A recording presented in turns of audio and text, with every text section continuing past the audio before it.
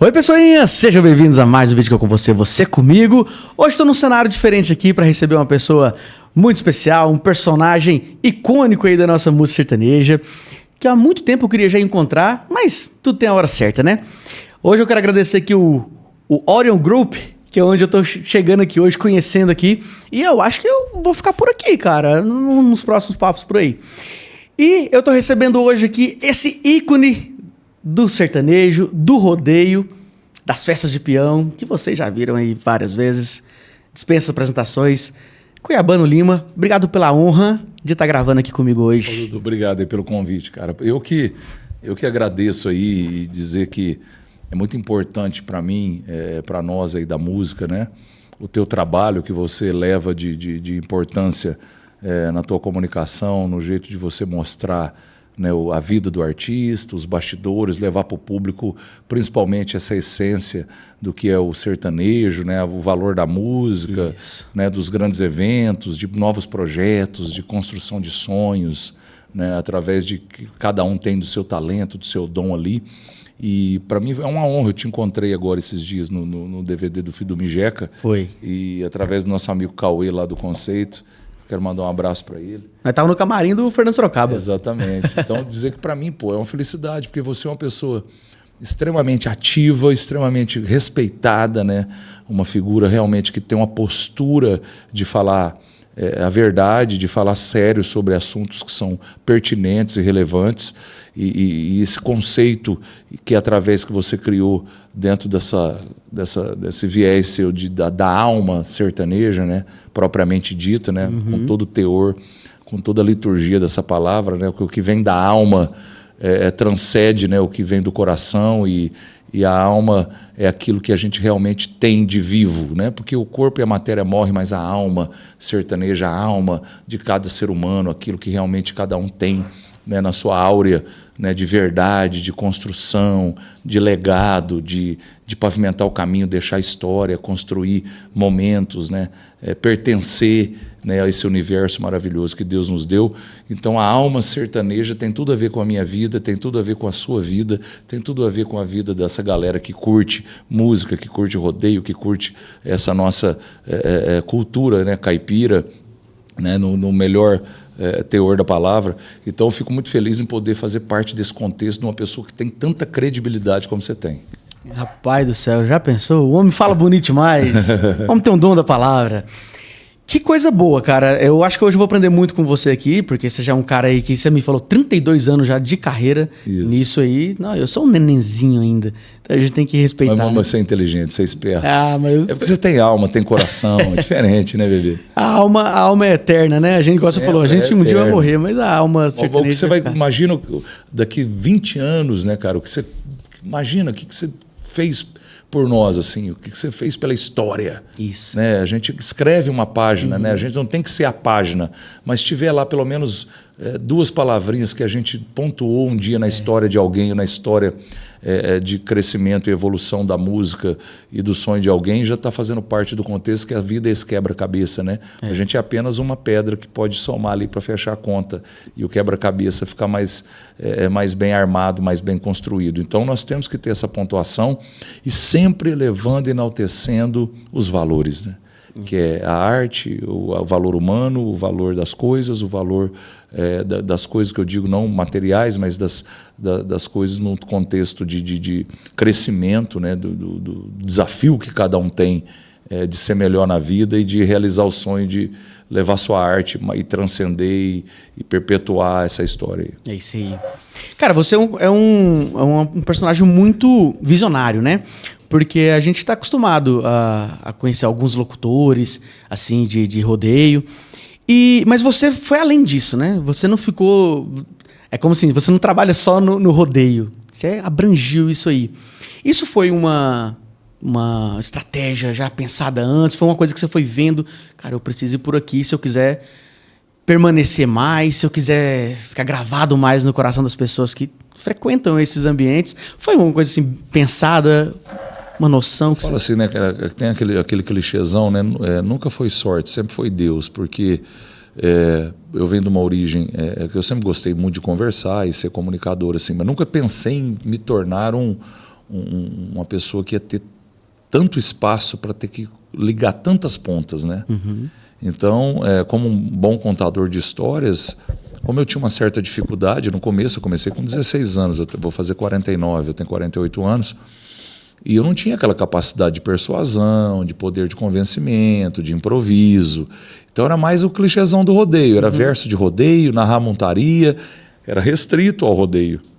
Mas eu comecei a perceber que ali é um grande palco e que eu tenho um microfone na mão onde todos os meus pensamentos ou valores que eu conseguisse amadurecer isso, enxergar isso, ter o time, ter o insight, ter a possibilidade de verbalizar, isso poderia ser mais positivo. E sair um pouquinho só da questão da narração esportiva, né, como a locução de rodeio propriamente dita.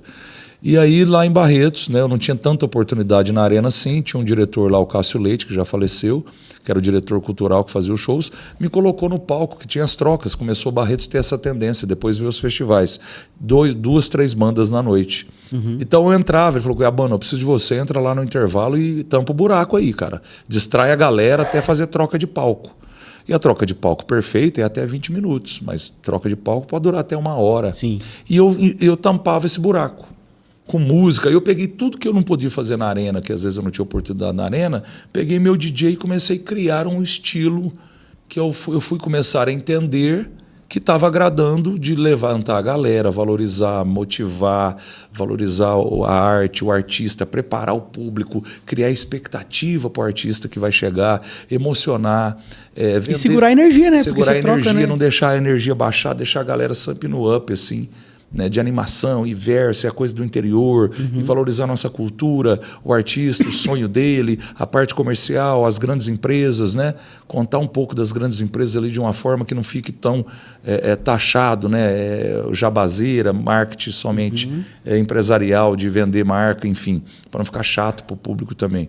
Então eu consegui achar o ponto de equilíbrio entre você vender bem uma marca, trabalhar bem a parte política, né, de um prefeito quando te contrata, né, um município, ou um estado, ou até o próprio país, vender bem a imagem das pessoas. Então, se Deus me deu o dom da palavra, eu falei, eu tenho que levar a boa nova, a boa palavra.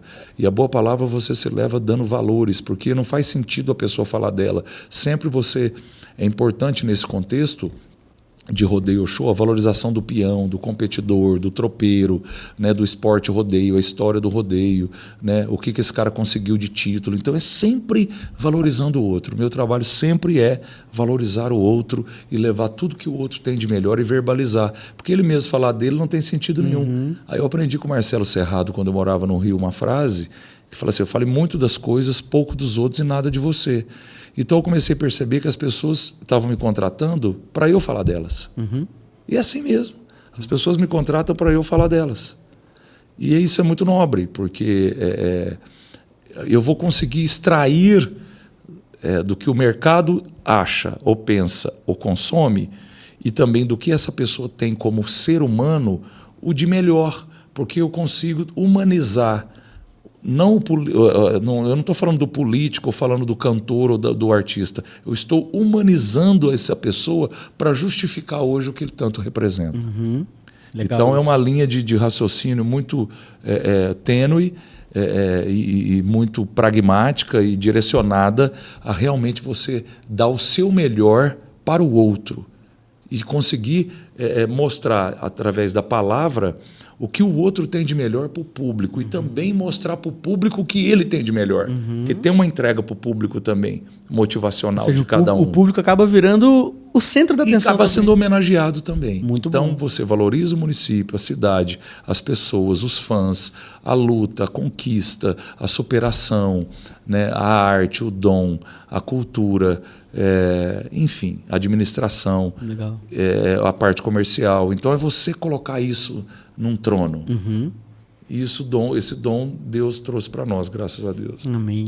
Você tem alguma inspiração assim para isso? Por exemplo, eu não sei se você... Desde sempre você queria ser locutor? Então, desde criança? Então, aí assim, essa história de ser locutor, eu queria tá no meio do rodeio. Então, é esse que ponto. Ela atrás, que eu queria ir para fazenda, meu pai não deixava, eu tinha que estudar, né? Eu me formei em Direito, fiz jornalismo 2 anos, aí tirei um DRT de ator no Rio, lá a gente chega lá. É muito rolê. Aí o rodeio era difícil aqui, fui pro Nordeste narrar vaquejada, aprendi outra cultura, fiquei 8 anos no Nordeste só entendendo o que era vaquejado, vaqueiro encorado, a história da caatinga, do agreste, por que a vaquejada surgiu daquele esporte. Então era conhecimento. E aí eu não conseguia ir para fazenda, eu falei, pô, vou andar de bota e chapéu, eu gostava de conversar e eu era fã de alguns locutores e eu ouvia versinho, ligava na rádio e eu queria comunicar. Eu achei o rodeio, como eu sou de Barretos, ali um grande caminho para eu poder externar essa vontade, esse talento aí de me comunicar e de começar a ter uma certa valorização aí desse conteúdo que Deus foi me dando ao longo dos anos aí. É que eu acho legal, eu acho que a gente tem uma coisa quase que em comum. Você queria estar no meio. Queria estar no meio. Você queria estar nesse meio, porque você nasceu em Barretos. Então você tem essa alma também. O sonho era ver aqueles... Pô, eu falei, imagina eu entrar dentro dessa arena, aquele stand de gente, e falar e tal, será que eu dou conta disso? Meu Deus e tal. E vai ficando aquela apreensão até... Porque eu falo, Deus não escolhe os capacitados, né? Ele capacita os escolhidos, né? Por isso que até a hora que você falou que você é um The Chosen aí, escolhido, né? Nós somos os escolhidos. Sabe quem me chama assim? A Dailara. Então, as adoram ficar me chamando. Um beijo para elas. Um beijo, Dailara. Amo elas. Amigas, queridas, amadas, talentosas. Então, assim, dentro dessa contextualização nossa, você ter essa capacidade de poder querer ser alguém através daquilo que você acredita que você consiga fazer, e Deus foi me preparando, foi me capacitando e foi me trazendo por esse bom caminho, que é levar a boa palavra e levar a brincadeira também, levar a questão do que nós temos aí de cultura sertaneja. Isso eu sou amarradão, sou apaixonado e aí tentei ir para o teatro e para a televisão, mas aí eu vi que não era praia mesmo, mas conseguia algumas coisas. E Deus foi me ajudando a ter força, resiliência, né? Engoli muito sapo, né? Muita pisação no pescoço mesmo e fazer da coisa orgânica, né? Então, assim, todos os meus seguidores são orgânicos. Tudo que eu faço na minha vida eu procuro ser o mais orgânico possível, porque o orgânico tem a ver com a questão da naturalidade, né? Da verdade, passa mais verdade. E tudo que eu falo, que você falou, você prepara? Não prepara, vem do coração. É o Espírito Santo que age em mim. Então eu pego um tema e trabalho aquele tema, e aquilo que vai dar de valor motivacional e emocional, aí é o Espírito Santo agindo, me usando para levar aquela positividade para as pessoas. Então é coisa de Deus, não adianta ninguém, não conseguir entender alguém que conseguisse até agora, nesse momento, por enquanto, ter essa mesma linha ou conseguir extrair, sabe, lá do cerne mesmo, o início de tudo, que tudo vem pelo começo. E a partir de quando você entende o que realmente tem o valor principal daquele início, é onde você consegue entregar e justificar, através da emoção, tudo aquilo que esse valor do artista ou daquele conteúdo que eu tenho que entregar, que aquilo realmente representa, né? Porque tem coisas que o artista já falou, cara, eu nem sabia que eu era tudo isso.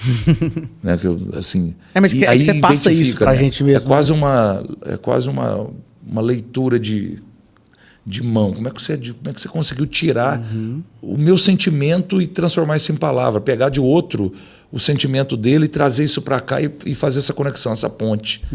Pegar do que ele acredita, né? Teve um evento do Cristiano Araújo aqui, que foi o último da Pecuária de Goiânia. O João Reis queria fazer uma abertura maravilhosa. Aí o Toninho falou comigo, na época ainda ele estava lá na Audiomix, estava recém Audiomix, então foi muito rápido aquela passagem. O Toninho me ligou, o João Reis, falei, eu preciso sentar com o João Reis, eu quero entender o que é o Cristiano Araújo para o João Reis. E eu consegui contar uma bela história do amor de um pai, né, exemplificado e construído e realmente materializado na carreira e no sonho da realização de um filho, musicalmente falando. Consegui trazer lá a história do João, que também é ligado à música, é músico, desde sempre, né? Desde a época do Lava Jato, enfim, depois das boates. Então o sonho dele foi projetado no filho. E eu consegui contar essa história, o que o cristiano representa, e o quarto mandamento, que é maravilhoso, que é honrar pai e mãe. E eu fiz isso na Pecuária de Goiânia, e depois no aftermovie disso, que na época quem fazia o aftermovie, os vídeos, era o que fez o livro dele, depois o Flaney. O Flaney, pô. O Flane pegou aquela locução minha e depois do falecimento dele, que foi logo depois, um mês depois praticamente, isso foi usado, parecia já uma homenagem fúnebre daquilo, né? Deus que me perdoe, mas... E no DVD do Cristiano, que foi lá no Atlanta Music Hall, um pouco antes disso, que eu participei de uma música com Zé Ricardo e Thiago, que chama Deste Lado ou do Outro, que fala, deste lado ou do outro, ou em qualquer lugar, para sempre eu vou te amar. Também já parecia uma predisposição à questão dessa ida tão precoce dele. Então tem coisas que o mundo e a energia e a espiritualidade foram me conectando com artistas. Não é que eu vou fazer a abertura aqui e daqui uns dias o outro morre, não, pelo amor de Deus. Mas, foi uma fatalidade muito triste. Mas a conta fechou, então essa pecuária de Goiânia marcou muito essa questão de realmente eu entender a história do outro e levar isso à frente, entender o contexto, passa o roteiro. Eu tento fazer daquilo o melhor do que eu posso exemplificar e transformar e convencer as pessoas daquilo que eu estou realmente disposto a fazer e daquilo que realmente o artista gostaria de falar. Ele não pode falar, e ele fala através do canto. Muito legal. E a parte legal é que você já se tornou uma figura muito conhecida, muito respeitada, e você, a sua principal, vamos chamar assim, o seu principal dom é elevar uma pessoa, elevar a parte boa, né, da pessoa, e na verdade até fazer como se fosse de forma de poesia, né, aquilo que a pessoa representa, né? E com isso, falando dos outros, você se engrandece. Não que seja algo que é proposital. Dupla, né? Exato. Quando você é um servidor, Exato. Eu sou um servidor, né? Eu estou aqui de passagem. Né? A gente tem que servir ao outro. Né? O primeiro mandamento eu sempre falo, amar a Deus sobre todas as coisas, amar o próximo, e o quarto, honrar pai e mãe. Tá? Então, honrar pai e mãe é fundamental, amar a Deus e amar o próximo, o resto dá tudo certo. Né? Os 10 mandamentos de Moisés, que na verdade, se a gente for começar a contar a história para poder justificar tudo isso que eu consigo levar para as pessoas, é um pouco disso, do desafio que Moisés teve também, de poder levar as 10 leis, né? A tábua dos 10 mandamentos, e é um cara que teve muita dificuldade, né? A história de Moisés, para quem não conhece, resumir, vai lá no Netflix, tem lá o Moisés, aquilo lá é muito real. E ele tinha os problemas dele, e ele também foi um escolhido, igual os discípulos, todos eles tinham BO. Eles também foram escolhidos e capacitados. Sim. Né? Por Deus, pela palavra, né? Pelo dia a dia. Então eu acho isso muito nobre, porque eu sou muito litúrgico em relação ao cristianismo. Eu sou muito bíblico, muito litúrgico, eu gosto da história. Desde criança eu vejo histórias a passagem de Jesus, os mandamentos, os fatos mais importantes, os milagres. Né? E o The Chosen, que eu assisti logo de cara tudo, quando lançou, e assisto sempre quando lança novos episódios, isso mostra muito ali o lado de que cada discípulo tinha de particularidade e de problema, onde Jesus ia lapidando, e por isso ele é chamado de professor, né? Sim. Mestre, professor, porque ele ensinou o outro a ser melhor. Sim. Através da palavra. Isso é maravilhoso. Eu tenho isso na minha essência, na minha vida, na minha alma, entendeu? Legal. E você também... Você atravessa gerações, né? Porque você falou que começou nos anos 90. 90. Ou seja, o auge do sertanejo era ali o Zezé, Chororó, Leonardo... Os amigos, Zezé de Camargo, Luciano. Ralph, aquela coisa. E aí você estava me contando a história antes, de quando você conheceu o Jorge Mateus no começo, aquela coisa, em navio, aquele trem todo. E você entrou na era da internet, se deu muito bem também, e ainda continua lá em cima, sempre respeitando a história, você nunca deixa de olhar para trás, mas está sempre bem relacionado também com a nova safra. Com a nova safra, porque isso é muito interessante, sua pergunta é muito pertinente, assim, esse papo. Lá atrás, eu era louco por música, sempre fui, né? Eu contei rapidinho, tinha um Carreiro e Pardinho, frequentava a casa do meu pai, cantaram no casamento da minha irmã mais velha.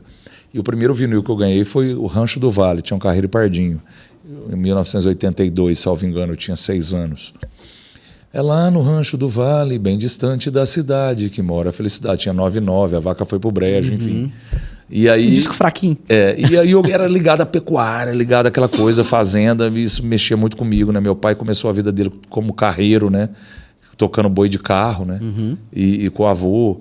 Então, dentro desse contexto, aí veio esses grandes, a gente não se aproximava deles. tinha como ficar amigo de um Chitãozinho Chororó, de um Leonardo, Leandro Leonardo, mas eu era fã demais. Foi quando veio a safra de 2005, 2006, que era João Neto e Frederico, Jorge Mateus, João Bosco e Vinícius, César Menotti e Fabiano e Vitor e Léo. Sim. Eram os 5 ali, 2006. E aquele pau, pô, mudou. Aí veio Audio Mix, Marquinhos, aquele tamanho daquela mudança. Mas só que os caras eram pequenos ainda, e eu já era um locutor de Barretos. Eu já tinha, não é que eu era grande, mas eu já tinha um pertencimento no mercado de rodeio. E da festa eu apresento shows de Barretos na arena principal desde 99. Então estou falando de uma safra que vem em 2005, 2006.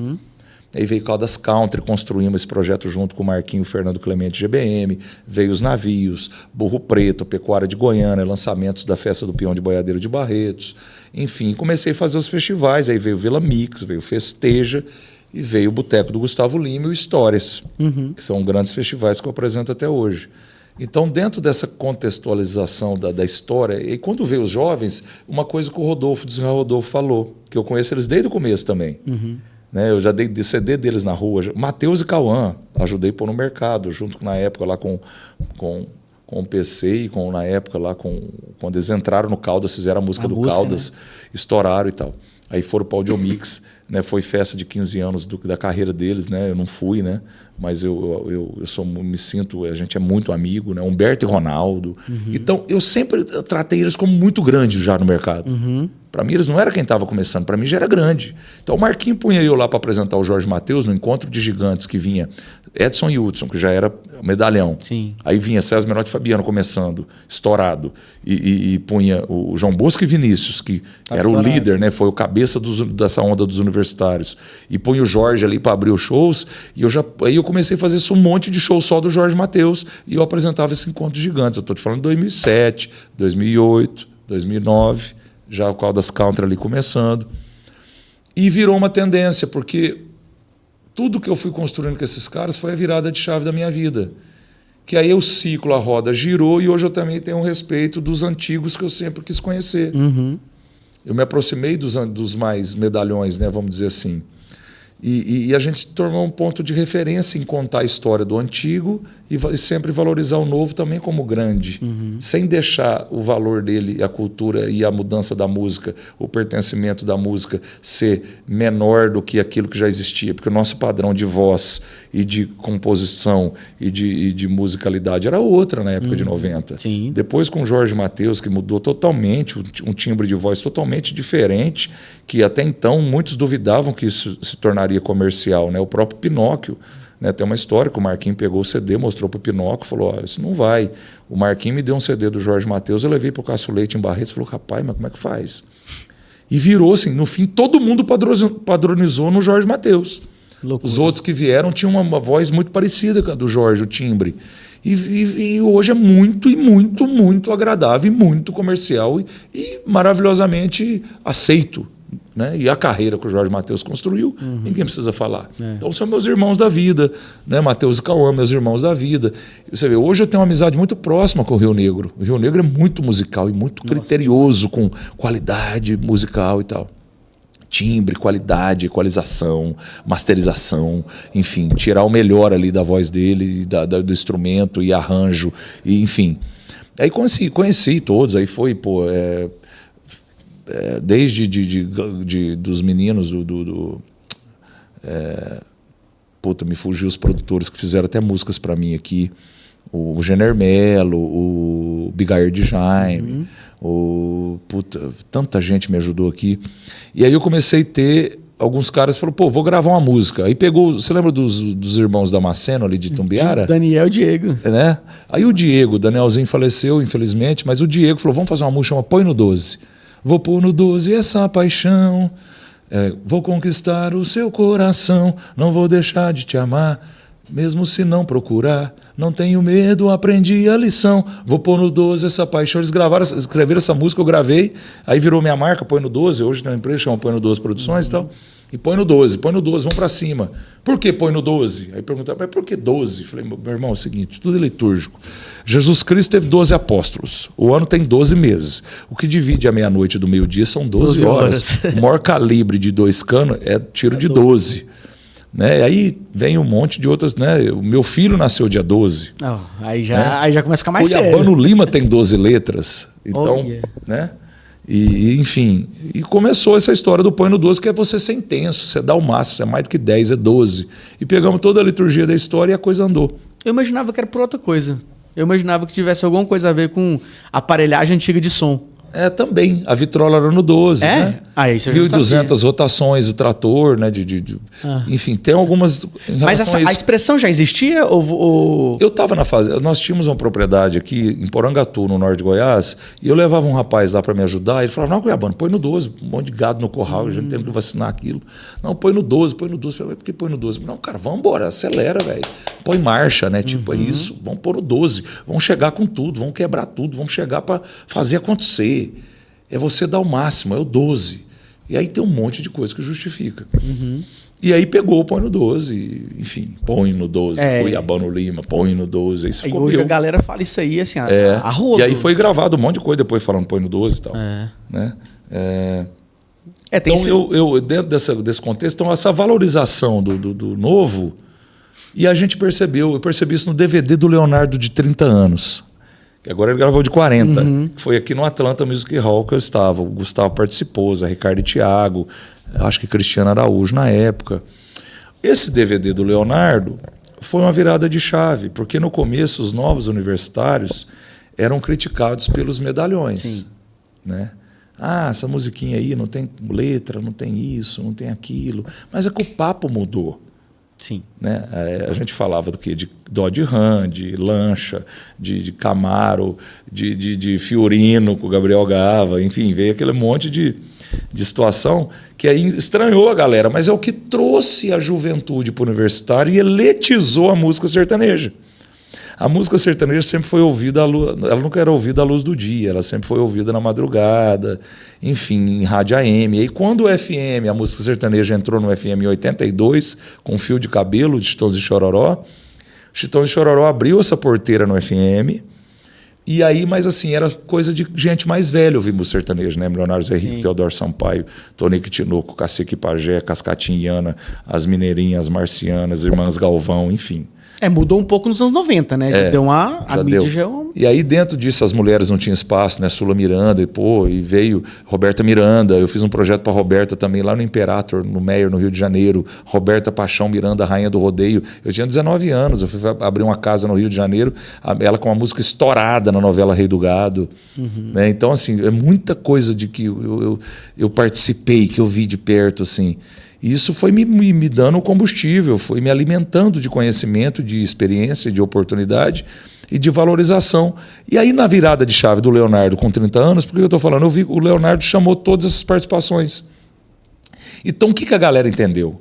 O novo não pode perder a referência da história do antigo, da história da música antiga. Porque senão não justifica ele estar ali, falando que é cantor sertanejo. Sim.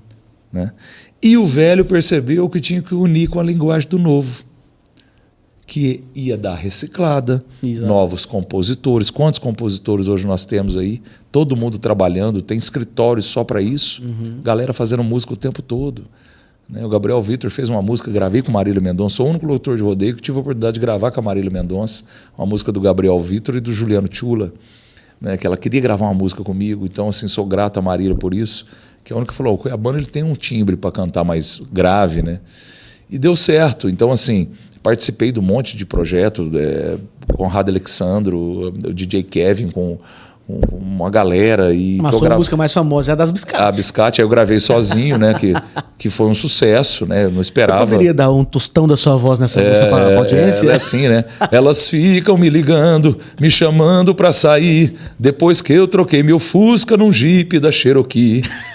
Elas pegam no meu pé e me chamam de bonito, só porque o cartão é black e o limite é infinito. Na cadeia alimentar, sou o bicho mais bocudo, não tô perdoando nada, tô passando rodo em tudo. Elas tão desesperadas, tão passando apertado, porque eu tô comendo tudo e os bonitinhos virou Viado. Aô, cambada de biscate, vamos pra boate, vamos pra boate, vamos fazer um Street Fight. Street Fight. Então, assim... Nunca tanquei isso. Isso estourou, né? Então, assim, gravei um clipe aqui em Goiânia, fui pro Vila Mix, era aniversário Quem fez do Vitinho.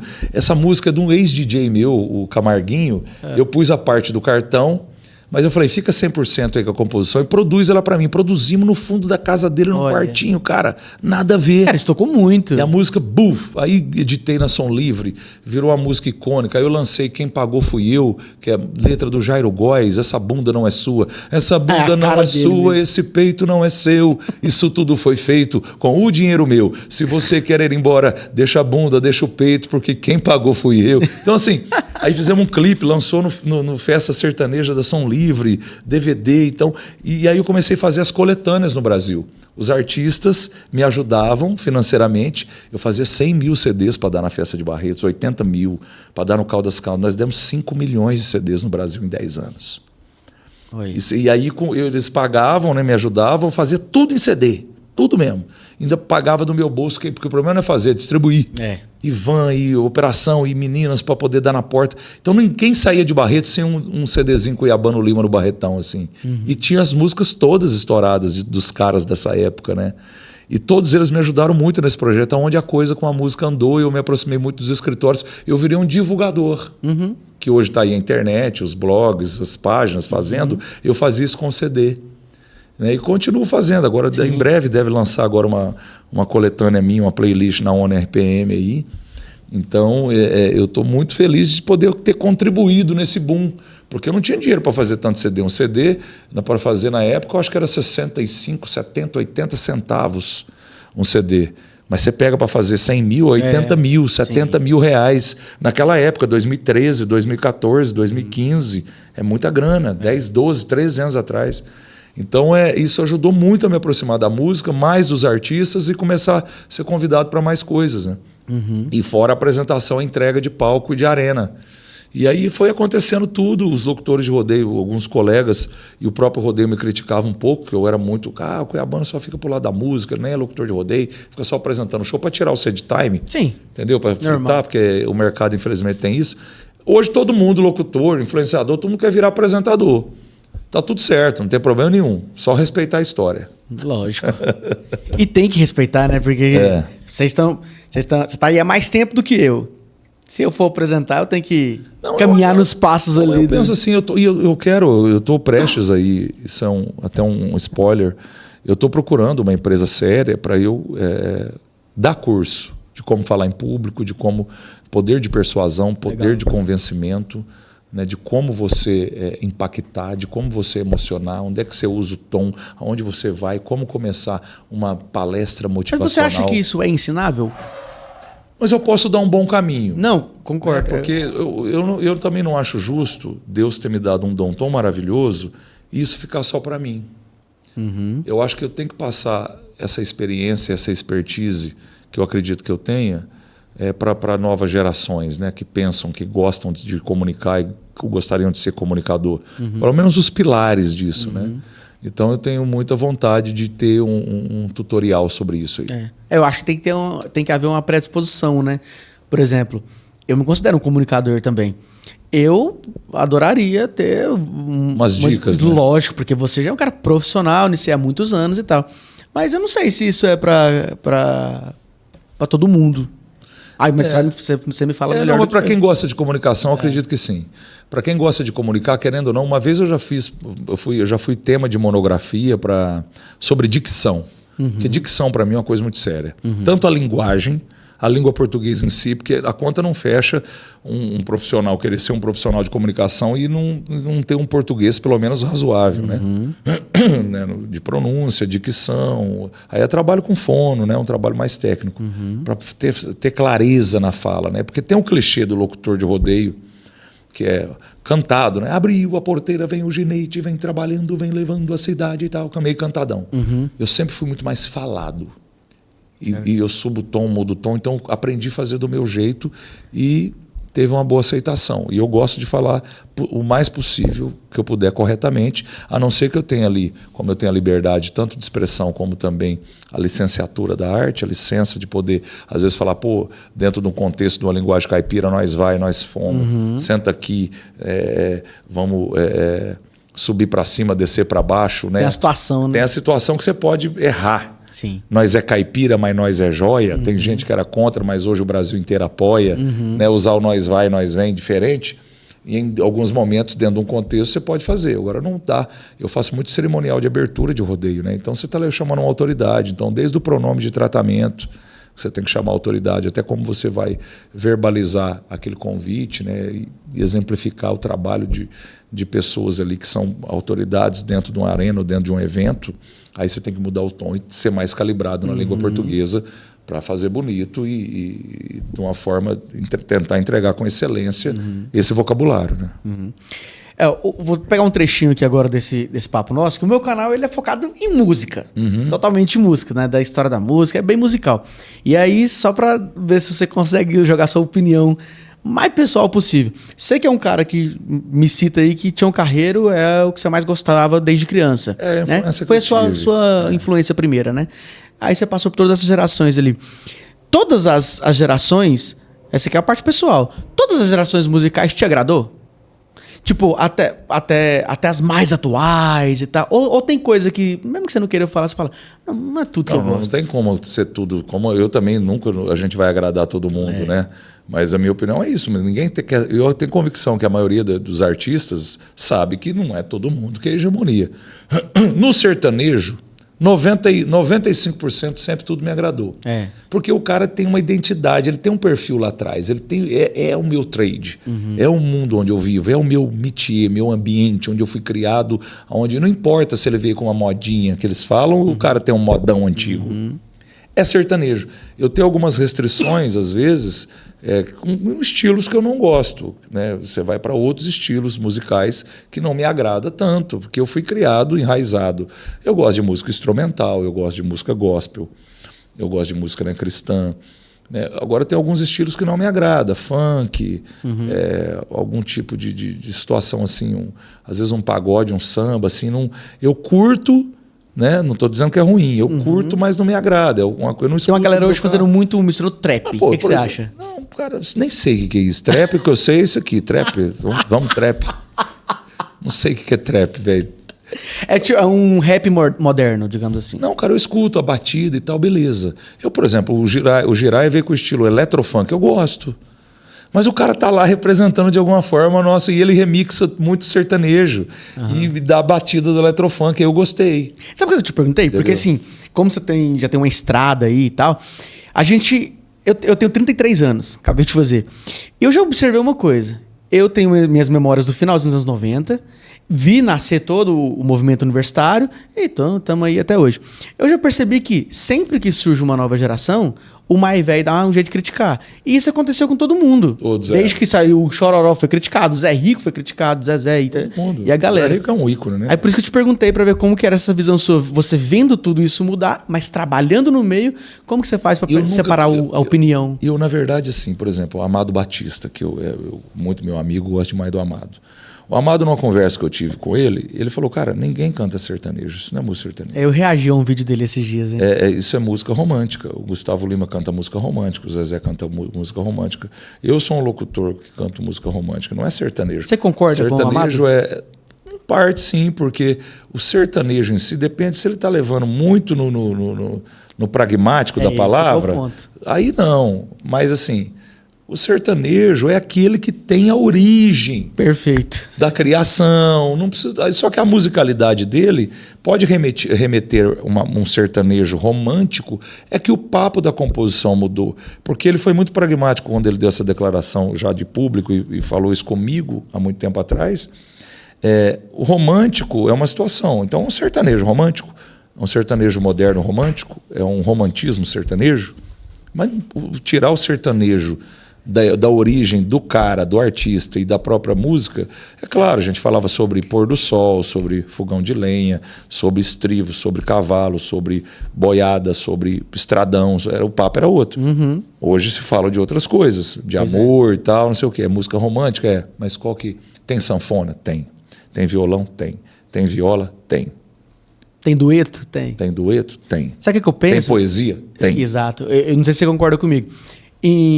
Foi em 67 que o Belmonte Maraí gravou Saudade da Minha Terra. Pois é. Olha o que o cara tá falando. Saudade da Minha Terra. Nos anos 60, o Brasil já não era um país tão rural mais. A galera foi para cidades. Sim, indústria. Então, eu não entendo a galera hoje em Revolução 2025. industrial aí. Exato. Eu não entendo a galera ficar...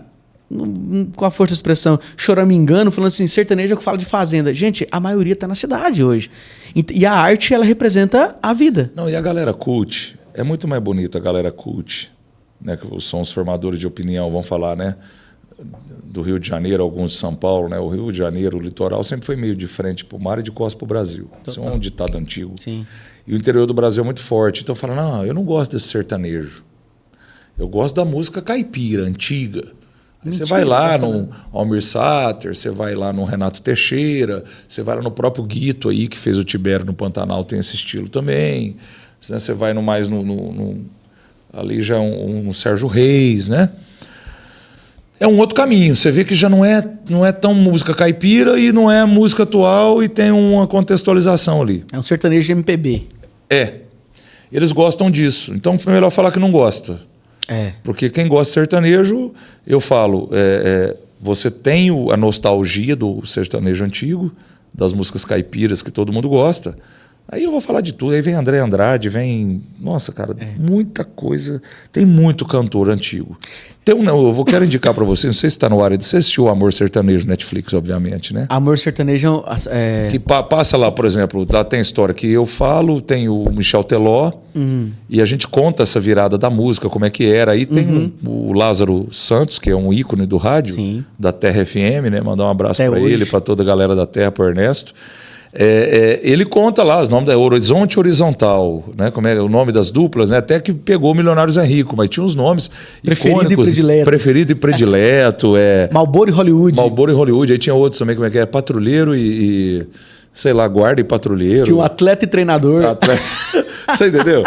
Isso é maravilhoso, Muito cara. bom. Isso é maravilhoso. Então, hoje eu tenho um programa de TV que leva cantores sertanejos. Eu levo o Lourenço Lorival, né? Já levei o Marrone. Que foram criticados quando surgiram. Ouro e tal. Bruno Marrone foi criticado, Zezé foi criticado, todo mundo foi criticado. Mas todo novo gera trauma. Depois todo mundo acostuma e todo mundo vê que precisa um do outro. Esse pertencimento. Quem tem que entender mais de André e Andrade do que o Guilherme, do Hugo e Guilherme? Nossa, ali entende. Quem vai imaginar? E mais de moda antiga igual o Zé Neto?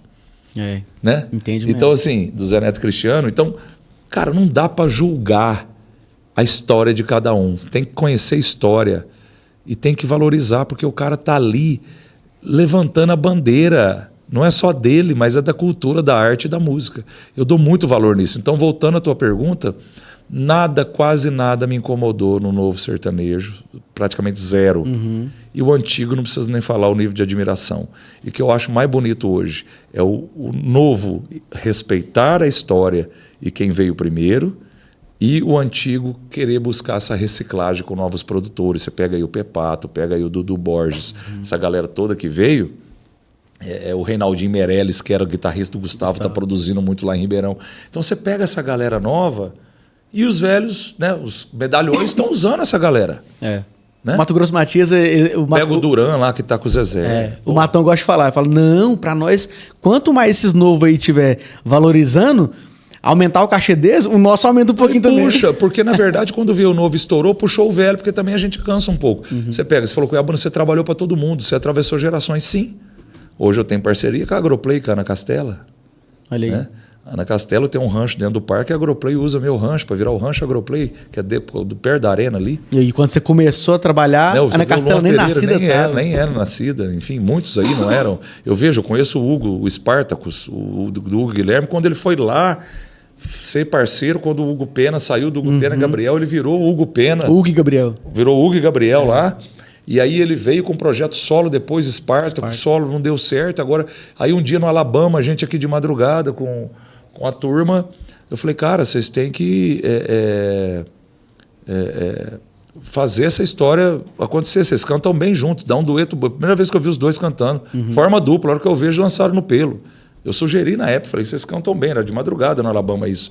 Né? A mesma história que eu já contei, quando o Gustavo Lima, falei, amanhece o dia aqui em Barretos, que nunca ninguém amanheceu, ano que vem você vira embaixador. Então são letras que a gente tem de insight. Isso aí foi um toque seu. Foi um toque nosso, né? O Gustavo sabe disso, já saiu, já viralizou na internet há algum tempo, que quando eu percebo que é coisa boa, que vai agregar valor, pô, que maravilha, vamos dar a dica. Você se considera um cara que tem esse feeling de entender o momento. Legal. Pô, aqui vai dar certo isso. Eu faço isso comigo. Sim. Mas às vezes eu estou vendo com um amigo, com um parceiro que eu quero o bem dele. Claro que ele está fazendo o melhor dele, que se pode, de repente, se ele quiser me ouvir bem, se não quiser, ele não é obrigado a me ouvir. Mas como ali é meu celeiro, é meu berço, falei, cara, nunca ninguém amanheceu o dia dentro dessa arena tocando com o sol saindo. Gustavo pegou a letra, já era 4 da manhã. Falei, pra quem tá cagado, um peidinho não é nada, filho. Você falou isso pra ele antes de subir no palco ou no palco? Não, assim, no palco. Eu vi que ele não acabava, eu falei, ele tá levando, ele tem repertório, ele tem muita versatilidade, ele é multi-instrumentista, tem muita versatilidade para cantar, conhece muito de música e tem repertório para tudo. Falei, toca o pau, amanhece o dia, saiu 9 horas da manhã. Eu lembro disso. Aí no outro dia virou embaixador, outro ano virou embaixador. Um público lá. No outro ano virou embaixador e aí virou um roteiro do boteco. Acabar sempre amanhecendo o dia. Sim. Virou. E o Gustavo nunca fechou menos de 2 horas, né? 5 horas. 2 horas. Agora, e Boteco e o Projeto Classic também são 4 horas de show. Então sempre entra ali. Lógico, tem os horários agora de estádios e tal. Não é todo lugar que dá para amanhecer. Sim. Mas o Gustavo, dentro de um boteco, é 4 a 5 horas, às vezes 6 horas. Barretos, uma vez, ele entregou quase 7 horas de show. Você é louco. Então é muita coisa. Vai gostar de cantar e resenha pra lá. Todo mundo sai no grau e feliz. É porque ele tá precisando de dinheiro, ele é pobrezinho. Mas e quando ele precisou mesmo? Ele já era louco, ele já fazia isso. O Gustavo já era. Ele tem uma vontade de fazer o que ele faz. Que isso, pode falar o que quiser, mas ele é um cara que é o exemplo de gostar de público, e gostar de música e gostar de se apresentar. Gosta do que faz. Ter amor no que faz, entregar tudo. Não é showzinho de 1h30 e vai embora, não. Você que já tinha entrado ali, principal ali em Barretos desde 99, como você me falou. E você... No rodeio eu comecei em 94 lá. Sim, eu falo... Mas no palco, 99. Palco, isso, no palco, na verdade. Isso, desculpa. Aí você conhece o Gustavo, hoje você é muito próximo do Gustavo. Mas como que você viu essa tomada do título embaixador pro Gustavo, assim? Porque eu imagino que é um marketing, ele é o rei do marketing, na minha opinião. Só que o embaixador era uma coisa que era um título de momento todo ano, né? Você acha que hoje perdeu um pouco do sentido pro Barretos, o embaixador? Não perdeu. Acho que isso foi recuperado ao longo do tempo. O Gustavo ele foi muito inteligente e aproveitou realmente da oportunidade que deram a ele. Sim. Ele não foi lá... Ele não tomou, né? Não. Elegeram ele embaixador. Sim. Como ele falou, vou fazer um DVD aqui, que era meu sonho, porque já quase bateu na trave lá atrás do Gustavo fazer um DVD em Barretos. Na época da Audiomix ainda não rolou. Falou, vou fazer um DVD. O embaixador. Ponto. Por ser embaixador de Barretos. Fez o DVD, quando ele tinha que entregar, como ele tinha que entregar o produto para Som Livre, tinha que ter o registro da marca. Então ele registrou o embaixador. Embaixador da Festa de Barretos é parecido, mas não é. Mas em nenhum momento ele falou, qualquer problema que tiver, o nome, a marca embaixadora é de vocês. Porque saiu na mídia na época que ele tomou, né? Zero estresse, cara. Zero. Isso aí foi tudo conversa fiada. Nenhum momento o Barretos ficou chateado com ele, nem ele com o Barretos em relação a isso. Pelo contrário, ele é grato, foi legal. A gente está aí nesse trabalho dele poder retornar à festa nos 70 anos. Vamos ver se acontece. O Henrique Juliano já tinha sido embaixador, Cristiano Araújo foi embaixador, Zezé foi embaixador, Luan Santana foi embaixador, Jorge Mateus foi embaixador. Aí depois disso depois Marília foi embaixadora, depois disso foi... A Marília foi? A Marília foi embaixadora. Não lembro. Eu preciso entender. Eu lembro da Simone Simari. A Simone foi depois do Gustavo. Depois do Gustavo. Que ali eu acho que pegou um pouquinho, porque a marca dele estava muito recente. Aí pegou, eu vou levantar, depois levanta para mim aí, no Google aí. Porque eu acho que não deu tempo. A Marília estourou muito em Barretos. Mas assim, aí a Ana Castela, agora com pouco tempo de carreira, se tornou embaixadora. Mãe Grammy Latino. Então, a partir do Gustavo Aí deu aquela coisa, embaixador, ninguém quer esse título mais, meio desmereceram. Aí veio o César Menotti e Fabiano e buf, vestiram a camisa de Barretos, plotaram o ônibus, tapete no camarim, em todos os shows. Nós somos embaixadores da festa de Barretos. Eles conseguiram voltar a dar leveza e a importância do título. Eles abraçaram. E daí agora veio Ana Castela. Então hoje, ser embaixador de Barretos, nunca foi descredibilizado. O Gustavo, ele se ampliou tanto. Então, para alguns que falam, não, embaixador é o Gustavo, não vem me dar título em Barretos de embaixador, não. Para mim, agora é só o Gustavo. E não é assim. Mas fala a verdade, a marketing dele também embaixador só tem um, ele mesmo fala. Embaixador, mas agora ele virou embaixador da música, né? Verdade, é. O de Barretos é outra história. Embaixador da música, né? A Marília não foi embaixadora, veio aqui a informação, não deu tempo dela ser, mas ela seria logo em seguida, por isso que eu fiquei na dúvida. Porque você tem mais informação que eu. Mas, enfim, dentro do contexto, cara, a importância do título de embaixador é aquela... O que é o embaixador? É aquele que leva, que é igual um cara da embaixada. Sim. Eu sou embaixador do Brasil em Portugal. Eu represento o Brasil lá. Então, alguém que represente a festa do peão. E é isso, é vestir a camisa e realmente fazer mídia, divulgação, falar para todo mundo, ser o maior embaixador da maior festa da América Latina. O embaixador é você levar o nome da festa. E o César Menotti, o Gustavo fez isso muito bem, o César Menotti muito bem, foi o grande orgulho de Barretos. E agora a Ana está soltando um novo material e agora pancada como embaixadora, música nova, álbum novo. Eu estava lá na gravação do clipe na segunda-feira. Legal. Estive com ela. Mandar um beijo para a Ana, para o Rodolfo Alessi, para o Léo Rafael, para o Rafa, para o Albertoni, para o Robinho, a galera da Agroplay, fantásticos. Eles fizeram o nosso rancho lá virar o point da festa. Vai todo mundo lá, a Ana, Luan Pereira, essa galera toda da Agroplay, uma juventude, uma nova. Por lá do Paraná, esses caras construíram, pavimentaram um caminho agora tão diferente e agregando valor e sem disputa, somente fazendo o trabalho deles, né? Deixando verde a própria grama, engordando o seu porco, não querendo, como diz o caipira, esmagrecer o porco de ninguém, nem ficar vendo a grama do vizinho, mas fazer o seu trabalho, né, cara? Isso é isso, eu acredito nisso. Eu acho que é assim que a gente cresce. Legal. A gente falou de música aquela hora, mas uma dúvida. Nos anos 90, ainda tinha muita música que remetia ao rodeio, que falava de várias, né? A gente poderia citar várias aqui. E isso com o tempo também é como se fosse caindo em desuso. Mas o rodeio não. O rodeio tá aí, a galera vai para as festas de rodeio, vai assistir as montarias e tudo mais. Você sente falta disso? Você acha que teria espaço ainda para uma galera fazer música de rodeio, como foi dia? Não, mas vai estar sendo agora a Ana, essa nova música da Ana fala só sobre rodeio. Fala onde eu tô, né? Onde é que eu tô, onde é que eu vim parar. Eu não ouvi. A música é muito pancada. Fala olha onde eu tô, olha onde eu tô. Que é Barretos, é Arena, aí tem montaria, mas foi gravado lá nos Estados Unidos, foi produzido lá. Você vê que ela tem uma pegada americana, a produção não foi feita no Brasil. E no fim não deu tempo, acabou não colocando a locução na montaria, porque isso veio pronto lá dos Estados Unidos, eles pegaram aleatório e colocaram uma locução na montaria, narrando, abriu a porteira, um rodeio de touro, fizeram a montaria de segunda-feira lá em Barretos, ela montou no touro, teve uma história, aí veio um dublê, então tem todo um contexto de rodeio, ela fez uma só para Barretos, que é para o rodeio brasileiro como um todo, né? Agora estou gravando, vou lançar uma música agora com os Agroboys também, sobre a festa do peão, que fala... legal. Eu recebi um convite do Jota Lennon e do Gabriel Vitor, gravamos já uma parte do clipe, já pus voz na música, locução. Então, assim, Rio Negro fala muito de rodeio, Edson Hudson fez muita música ligada a rodeio, né? Então, isso rodeio, cara. Chororó, Leonardo. Chororó, Leonardo, festa de rodeio, enfim. Porra, todo mundo. Tinha muito. E tá voltando. Por isso que eu te perguntei, porque antes era tanto. Agora gravou essa música de Barretos aí também, gravou o Edson Hudson, o César Menotti e Fabiano falando do setentão, Barretos setentão, né? 70 anos da festa, que é uma data muito expressiva, comemorativa, que o Jerominho é o presidente aí de novo, né? Sempre foi presidente do 40, do 50, do 60 e agora do 70, para mandar um abraço para toda a minha galera lá do clube, lá da associação. E 21 a 31 de agosto está aí, a expectativa para Barretos esse ano está gigante. Então o rodeio sempre vai ser...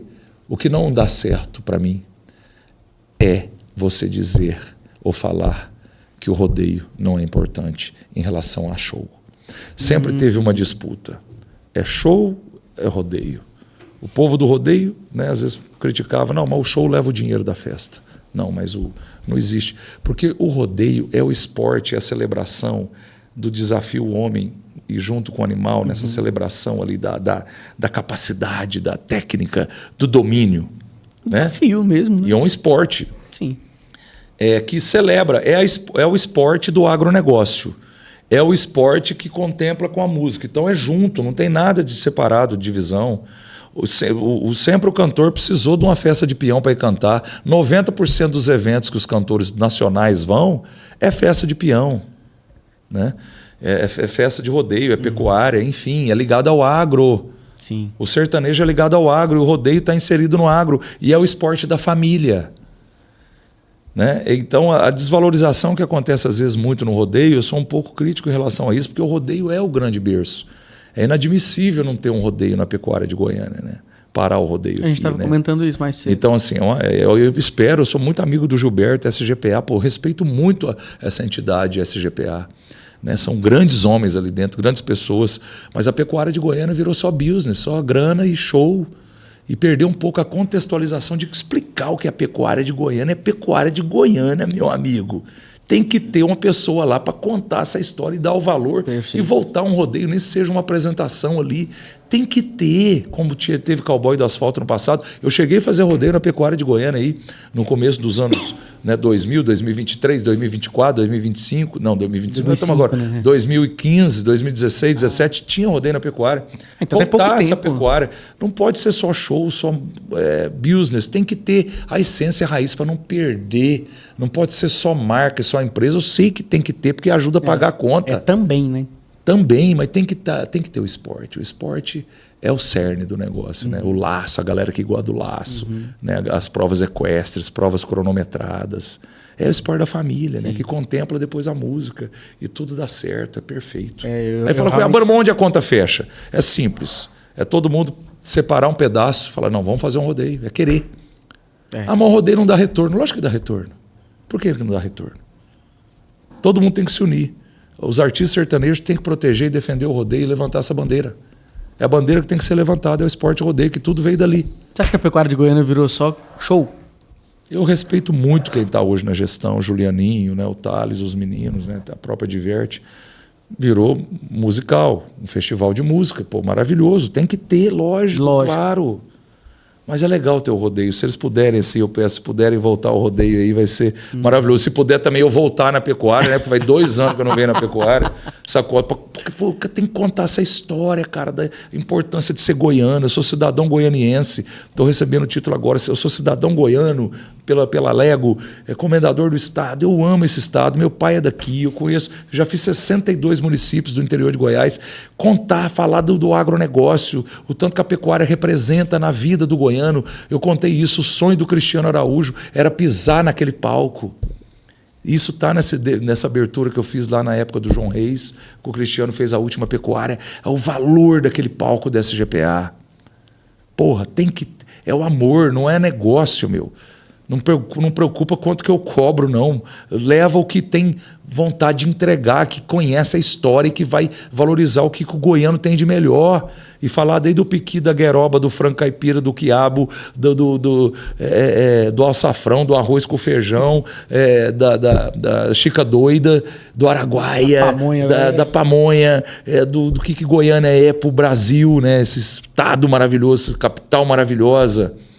É muito bom e dá um entusiasmo para mim falar de Goiás, né, e falar do que o goiano tem. Eu sou filho de um goiano do Pé Rachado, né, de 91 anos. Né? É bom citar. Rio Verde das Abóbora. Rio Verde das Abóbora. Então eu amo isso aqui. Então entrar numa arena e valorizar o goiano, e o povo gosta da resenha, e a linguagem é mesmo. E não pode ser muito organizadinho, não.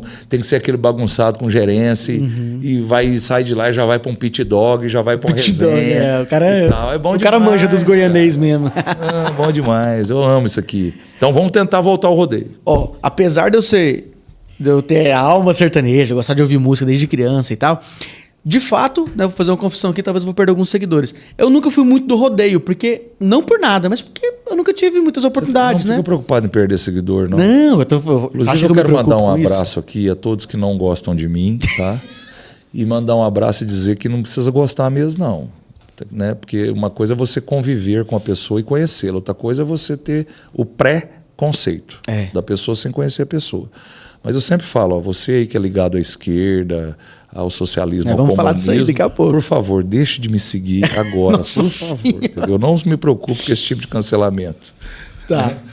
Eu já vi você falando sobre isso em relação aos rodeios, em relação aos animais. Você não é muito ligado ao rodeio, igual você falou, mas não tem problema nenhum, você está conhecendo isso agora. Exato. Você vai comigo para Barretos esse ano, você vai desentender o Goiás. Então, bora. Fundo de brete, o que é aquilo? Porque que eu também falo? Pô, influenciador tá andando em camarote com segurança. Não gosto. Não tá, deixa eu te falar. Não eu gosto. vou pedir, eu já falei isso no rodeio do Jacques Vanier, que foi um rodeio maravilhoso. Um abraço pro Jacques, pro Danilo, pro Zé Ricardo, para aquela turma lá. Fizeram um grande rodeio de influenciador. Tive lá 2 dias, trabalhei lá 2 dias, doei meu cachê, enfim, a minha despesa, que eu não cobrei cachê, eu doei, porque é importante para Goiás. Pô, deu 100 mil simultâneo na internet. Influenciador, o cara às vezes quer ficar camarim, palco, show, é legal, tem que mostrar tudo a música. Mas vai lá mostrar o peão, o fundo de brete. Ah, mas não dá mídia, né, Cuiabana? Ah, mas às vezes não. O cara valoriza, mostra um pouco. Se não começar a mostrar... Tem que fazer parte. E ali, o Jacques fez para isso. Quero valorizar o rodeio. Então tá de parabéns, Jacques Vanier. Legal. E todo o time aí que foi pancada. Legal. Apesar de não ser, eu tenho essas curiosidades, eu acho legal. Mas eu já vi você falando outras vezes e sempre tem essa implicância em relação a maus tratos aos animais. Por mais que eu não conheça, eu não costumo acreditar muito nisso, porque esses animais precisam estar saudáveis. Assim, olha, e eu sou um cara fora do rodeio e eu penso isso. Eles precisam estar saudáveis, bem tratados para fazer o espetáculo ficar mais bonito, na minha visão. E aí, eu não vou nem te perguntar, tem maus tratos, porque eu tenho certeza que você que participa dos rodeios mais conceituados, logicamente tem uma responsabilidade ali e tal. Mas você acha que em alguns rodeios mais assim, marginais, assim, marginalizados, digamos, você acha que tem? Porque da onde que surge esse negócio que animais são maltratados? É o seguinte, deixa eu te falar. Vamos lá, depois que você conseguir uma água para mim, viu? Eu agradeço aí, viu? Pega lá para nós. Deixa eu pontuar isso. É um assunto muito polêmico. Tá? Então, assim, os animais de rodeio são os mais bem tratados. Isso é incontestável. Mas quando você pega o trabalho lá da lida, da onde veio o rodeio? Né? O rodeio veio lá, começou em Barretos em 55, era só rodeio de cutiano, rodeio a cavalo, em cavalo. Depois veio o americano lá, o Tião Procópio, foi para os Estados Unidos, alguns, e trouxeram o rodeio de touro, que começou nos Estados Unidos há muitos anos. Uhum. Tem a lida na fazenda. Eu vou lá marcar um boi. É maltrato? Pois é. Eu vou tirar leite de uma vaca, piar ela, amarrar ela longe do bezerro. Apertar a teta. É maltrato? Porque está longe do bezerro. Eles estão humanizando o animal. Lógico, eu tenho 4 cachorros, eu tenho gado, eu crio gado de elite, escovo meu gado, eu adoro tratar bem dos animais e cuidar da natureza, que também é outra crítica do produtor rural que fala que destrói a natureza. Ninguém preserva mais a natureza de quem vive, gosta. Quem compra fazenda é porque gosta de fazenda. Quem vive, produz porque gosta de produzir alimento e usa da terra. E tem que cuidar da terra. Cuidar, senão ela vai parar de produzir. E nós temos mais de 60% de cobertura vegetal no país. Tem que produzir alimento. Tem 8 bilhões de pessoas no mundo e nós precisamos, a balança comercial do Brasil é a exportação. Então tem que produzir, senão o país quebra. Então tem isso, e como esse preconceito do produtor rural, como tem um preconceito do rodeio em relação aos animais. Uhum. Pô, os animais, ele contempla essa história. Um touro de rodeio hoje, bem avaliado, aí com, sei lá, R$500 mil, R$1 milhão, é o mais bem tratado. Ele tem alimentação, nutricionista, alimentação balanceada. Nem eu tenho. Ele nada lá para forçar a musculatura. O que muda é o jeito de conduzir. Você tem que pôr um boi num caminhão. Você tem que, dentro de um curral, fazer um trabalho de cura, você tem que amarrar, você tem que cortar o umbigo, você tem que tratar, você tem que derrubar no chão. Então, esse manejo da fazenda, às vezes, é mal interpretado. Se eu postar hoje, eu pôr um ferro quente na bunda de uma vaca, Ixi. O cara vai falar, pô, enfia na sua. O cara não vai entender que faz parte do métier do negócio. Lógico, você pode marcar frio, tem outros sistemas hoje. Mas dentro do rodeio foi feito regras. O rodeio é regulamentado. Então a espora tem que ser lisa para não ferir o animal, não cortar. Né? O sedem, ele passa na virilha, que é onde faz cócegas e incomoda. O pessoal fala que passa no saco, né? O testículo é totalmente livre.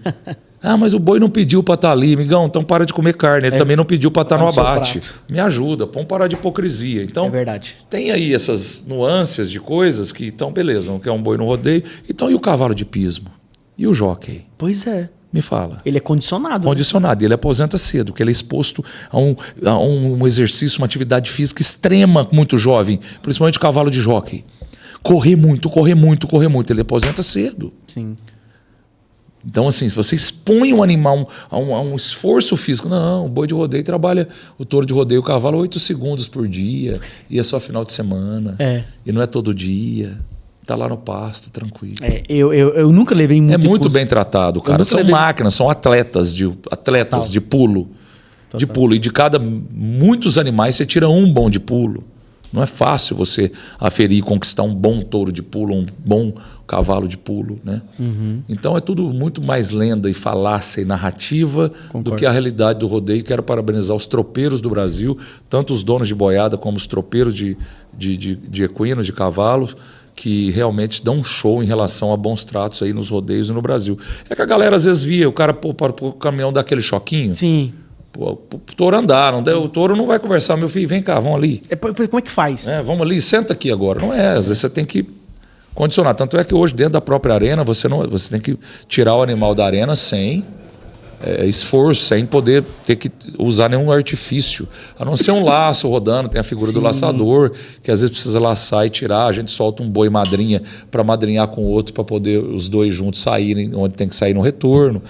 Mas tudo com muito bons tratos e com muita atenção. Nós temos veterinário 24 horas no rodeio, atendendo os bons tratos. Hoje tem regulamento, o rodeio é esporte regulamentado por lei. Então tem todas as regras em relação ao sedem, tem que ser uma corda de lã, em relação também à espora, ao uso de espora e da corda americana, enfim. É muito bem condicionado, então isso é tudo hoje, muita falácia, muita lenda, muita narrativa. Era um pouco mais bruto antigamente, era mais bruto. Sim. Mas vem melhorando. Claro, dentro de um curral eu dava uma paulada na cabeça de uma vaca, ela matava. Pois é. Já acontecia. Eu falei, pô, mas dentro lá na roça nossa é proibido gritar. Não grita com o animal dentro do curral. Você conduz ele conversando. Se você descobre um jeito melhor, né? Pra quê? O manejo, o que a gente... Evoluiu o manejo. Pois é. Evoluiu o condicionamento do animal. Isso é maravilhoso. Então hoje, graças a Deus, a gente chegou num ponto de maior respeito a integridade física e até mental do animal. Eu levaria um pouco mais em consideração essas críticas a maus tratos animais em rodeio se eu visse, por exemplo, uma pessoa como você. Uma pessoa que nasceu nisso, vive disso, trabalha nisso, e um dia você viesse a público e falasse assim, gente, eu quero fazer uma denúncia, tô vendo muito maus tratos. Mas não, a gente só vê esse tipo de coisa de quem não frequenta. Não, isso a gente vê, se acontecer de ver, porque o peão, o capataz normalmente da fazenda, ou aquele que leva a boiada, ele tem que puxar o sedem, ele tem que carregar boi, pegar boi do pasto, pôr no caminhão, tirar do caminhão, levar para o rodeio, desembarcar. Hoje os caminhões são bem equipados, até acolchoados assim, para o boi não bater, não machucar e tal. É claro que existe uma manobra que às vezes aos olhos de quem é leigo total acha que está machucando o animal, mas não é isso que acontece. O bicho é bruto, não dá para você pegar aqui na cabecinha igual um cachorrinho e pôr no colo, entendeu? Quantos quilos pesa um boi, um touro de rodeio? Chega aí de 700 a 1 tonelada quase, né? Como é que 600, vai virar para dar um tapinha na bunda dele? Pra ele... Então, e na verdade, mas ele não pediu para estar ali. Mas beleza, o cavalo de pismo também não. E nem o cavalo de jockey. Então vamos comparar por lá. E tem o enduro, as provas de enduro equestre também. Então, o animal ele ajudou o homem nas batalhas, nas guerras, né? Sim. O animal, Deus colocou ele no mundo para poder ajudar o homem, e o homem hoje ele cuida muito bem desses animais, que antigamente era muito diferente. Você vê maus tratos aí a cachorro, a bicho, isso é um absurdo. A gente tem que proteger os animais, são coisa de Deus. Né? E você falou uma coisa interessante, né? Essa galera da atualidade quer humanizar os bichos. A gente tem que tratar eles muito bem. Sim, mas esse eles negócio, fazem parte da nossa vida. Eles não são humanos, história, né, cara? Nos fazem companhia, né? Você vê cachorros aí, isso é uma matéria do cachorro que foi proibido de embarcar, que ele era um cachorro a serviço. Não podia embarcar porque a criança dependia daquele cachorro para viajar, a empresa aérea não podia liberar e tal, virou uma confusão. Então, assim, cara, eu tenho 4 cachorros em casa, eu adoro bicho, adoro cachorro, adoro... Meu moleque é apaixonado em cavalo, meu menino morou no Texas ali, cuidando de cavalo, adora, treina, anda a cavalo todo dia, trabalha com esporte equestre. Eu amo isso, então eu tenho o maior respeito. Então, quem falar diferente, beleza, faz parte. Bom... Essa água é sua. Opa, manda pra nós. Eu queria... Hoje sem álcool, né? Sim, né? Vamos manter a compostura. Eu queria falar desse assunto de política contigo, que eu acho que para você não tem problema, né? Você se expõe bastante sobre isso aí e tal. Zero problema. O meu ponto é, todo mundo já percebeu, né, que de uns anos para cá, pós-Bolsonaro, vamos chamar assim, o povo, o meio sertanejo, a maioria se posicionou mais assim, se dizendo à direita e tudo mais e tal. E você é uma das pessoas que não tem um pingo de pudor de virar e falar, apoio isso, apoio aquilo e tudo mais. De certa maneira, tem alguma... em alguma medida, isso te prejudicou? De você...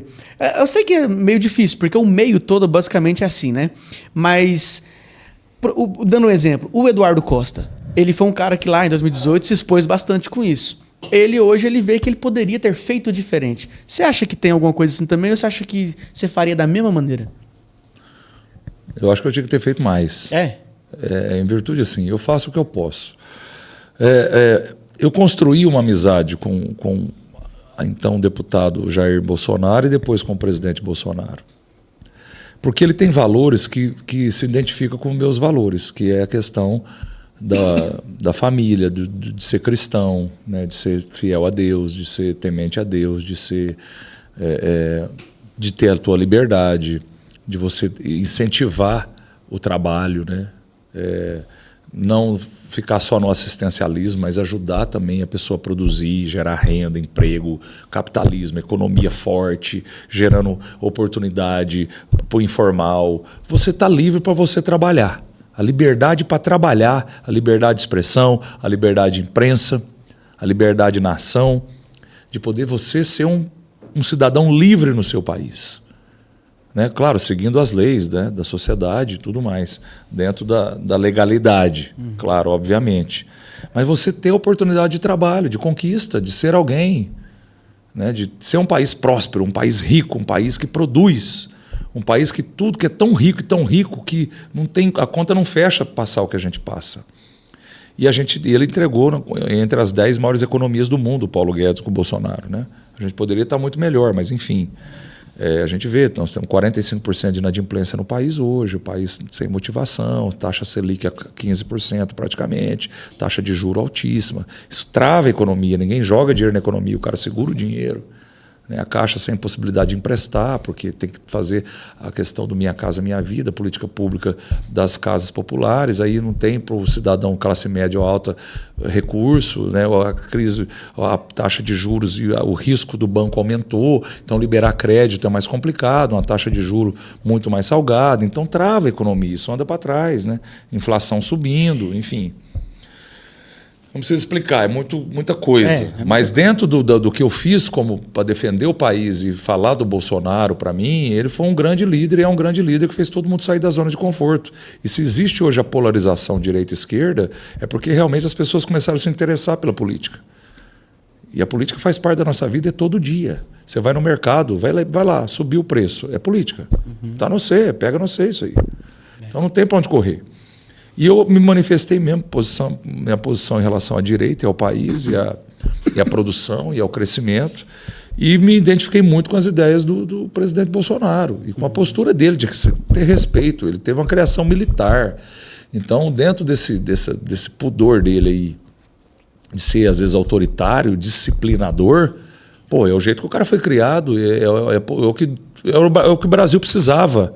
Quando o pai e a mãe puxam a orelha do menino, o menino chora, acha ruim, xinga o pai e a mãe às vezes, briga, não quer ser moldado, não aceita ordem. Nosso país é ordem e progresso, está lá na bandeira. Não existe progresso se não tiver ordem. Só que no Brasil ninguém quer aceitar ordem, não. Ninguém quer ter disciplina. As pessoas querem fazer o que elas pensam e não respeitam ninguém. Né? A ordem que eu digo é você ter o respeito, né, ao cidadão, o que ele pode fazer.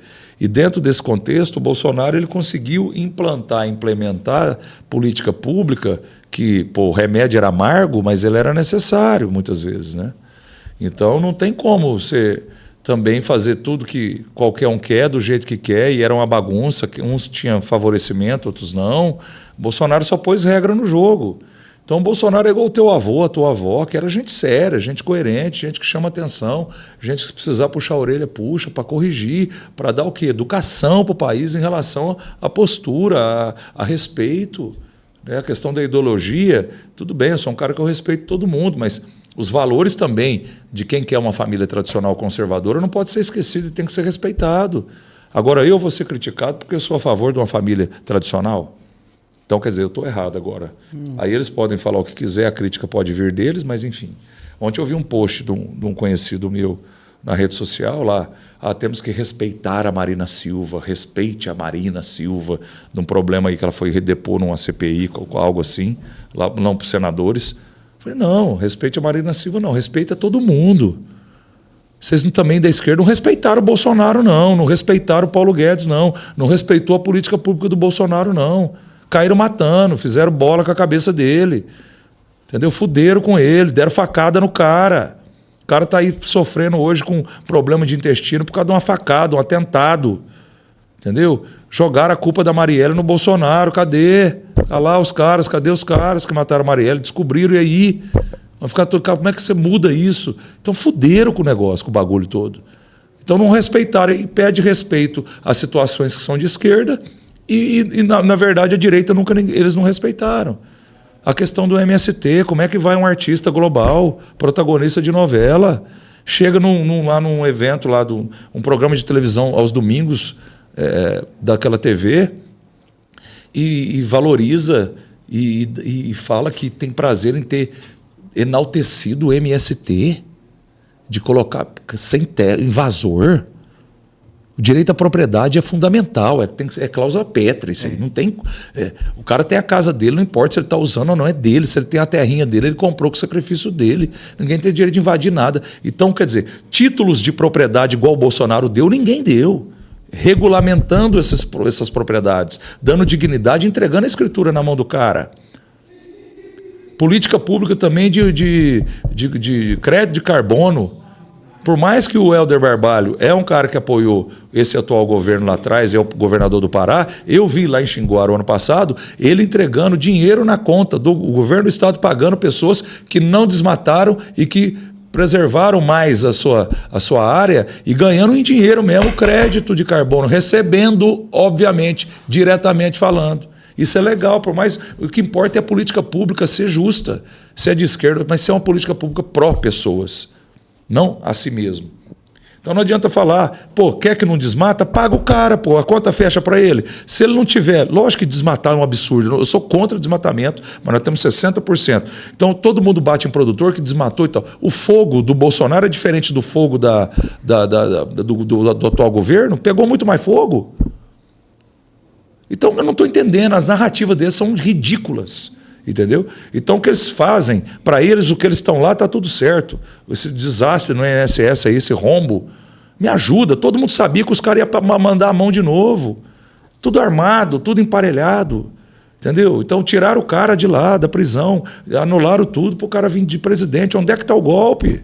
O golpe está onde? No Bolsonaro, coitado, que nem estava aí 8 de janeiro. Entendeu? Que é lógico, é um absurdo o que fizeram, mas não dá, gente velhinho lá preso até hoje, gente com a Bíblia debaixo do braço, gente morrendo dentro da cadeia, 17 anos de cadeia, aí você pega ex-governador do Rio, condenado a 400 anos, está na rua, essa é bandalheira, tudo aí, essa bandidagem toda do passado desse governo de esquerda, todo mundo foi solto. Que vergonha, onde é que está o golpe? O golpe está onde? Está no Bolsonaro? Lógico que não. O golpe está em quem manipula tudo isso para poder ter lá na frente melhores condições. O Bolsonaro ele cortou a teta, né? Fechou a torneira da galera no mamar. Sobrou dinheiro, pô. Deixar o país com 58 bi de resultado positivo, de superávit. 58 bi. E hoje a tragédia que está é lamentável. Então conta fato, não argumento. O Bolsonaro foi o maior administrador e gestor do país. Ele é perfeito, não é obrigado a gostar do Bolsonaro não, mas ele é honesto. Ele fez uma política pública para as pessoas. E hoje a conta chegou. Alguém está pagando o preço. E muita gente se favorecendo e ganhando muita grana por voltar àquela política totalmente arbitrária, né? O judiciário arbitrário e a política totalmente voltada a interesses pessoais. Trazendo para o nosso setor, você acha que mudou alguma coisa para o lado negativo? Por exemplo, o agro ou até mesmo as festas de peão, assim, você acha que com esse atual governo desde 23 Tem alguma coisa que ficou negativo? Eu penso assim... Ou você acha que foi menos do que você esperava? A gente está passando uma situação difícil. Tá, né? Não tem dinheiro, o país não tem... As pessoas estão sem perspectiva e todo mundo pensa na política. Então, assim, o rodeio em Goiás, por exemplo, vai com emenda de deputados. Vários deputados ajudam as festas. O que está errado aqui, precisa saber onde é que está distribuindo essas emendas. Porque tem uma política pública do Estado, tem uma política pública de cada município. Antigamente vinha tudo via Goiás Turismo, distribuía. Estou falando de Goiás propriamente, porque é o estado que a gente entende como é que funciona. Os eventos em si, é claro, o ticket médio aumentou, tudo é mais caro. Né? Artista tem o preço dele, o rodeio custa o preço dele. Né? Quando você faz um rodeio de portão aberto com apoio do município, municípios que são acostumados a fazer eventos, tudo bem, mas hoje se o município tem uma verba destinada para evento, se ele faz um evento aí, vem a crítica da oposição daquele governo e fala por que não pôs na educação? Porque tem verba que é carimbada, verba para o turismo é carimbada, verba para a saúde é carimbada, verba para a infraestrutura é carimbada. Você não pode pegar da infraestrutura e pôr na saúde, tirar da saúde e pôr em outro lugar, é carimbado. Então, se tem uma política pública, o município, que tem lá ou edital, ou tem licitatório, ou você tem a chamada ata para aquilo, está tudo certo. Né? Você tem que trabalhar dentro de uma possibilidade. Então, você destinar uma verba para aquilo, para fazer o evento tradicional, porque o evento também, entretenimento, turismo, ele gera renda, dá emprego, oportunidade, principalmente para o informal. Então, dentro de tudo isso que acontece, principalmente para o informal, a gente tem que incentivar eventos, porque turismo é dinheiro na veia da economia.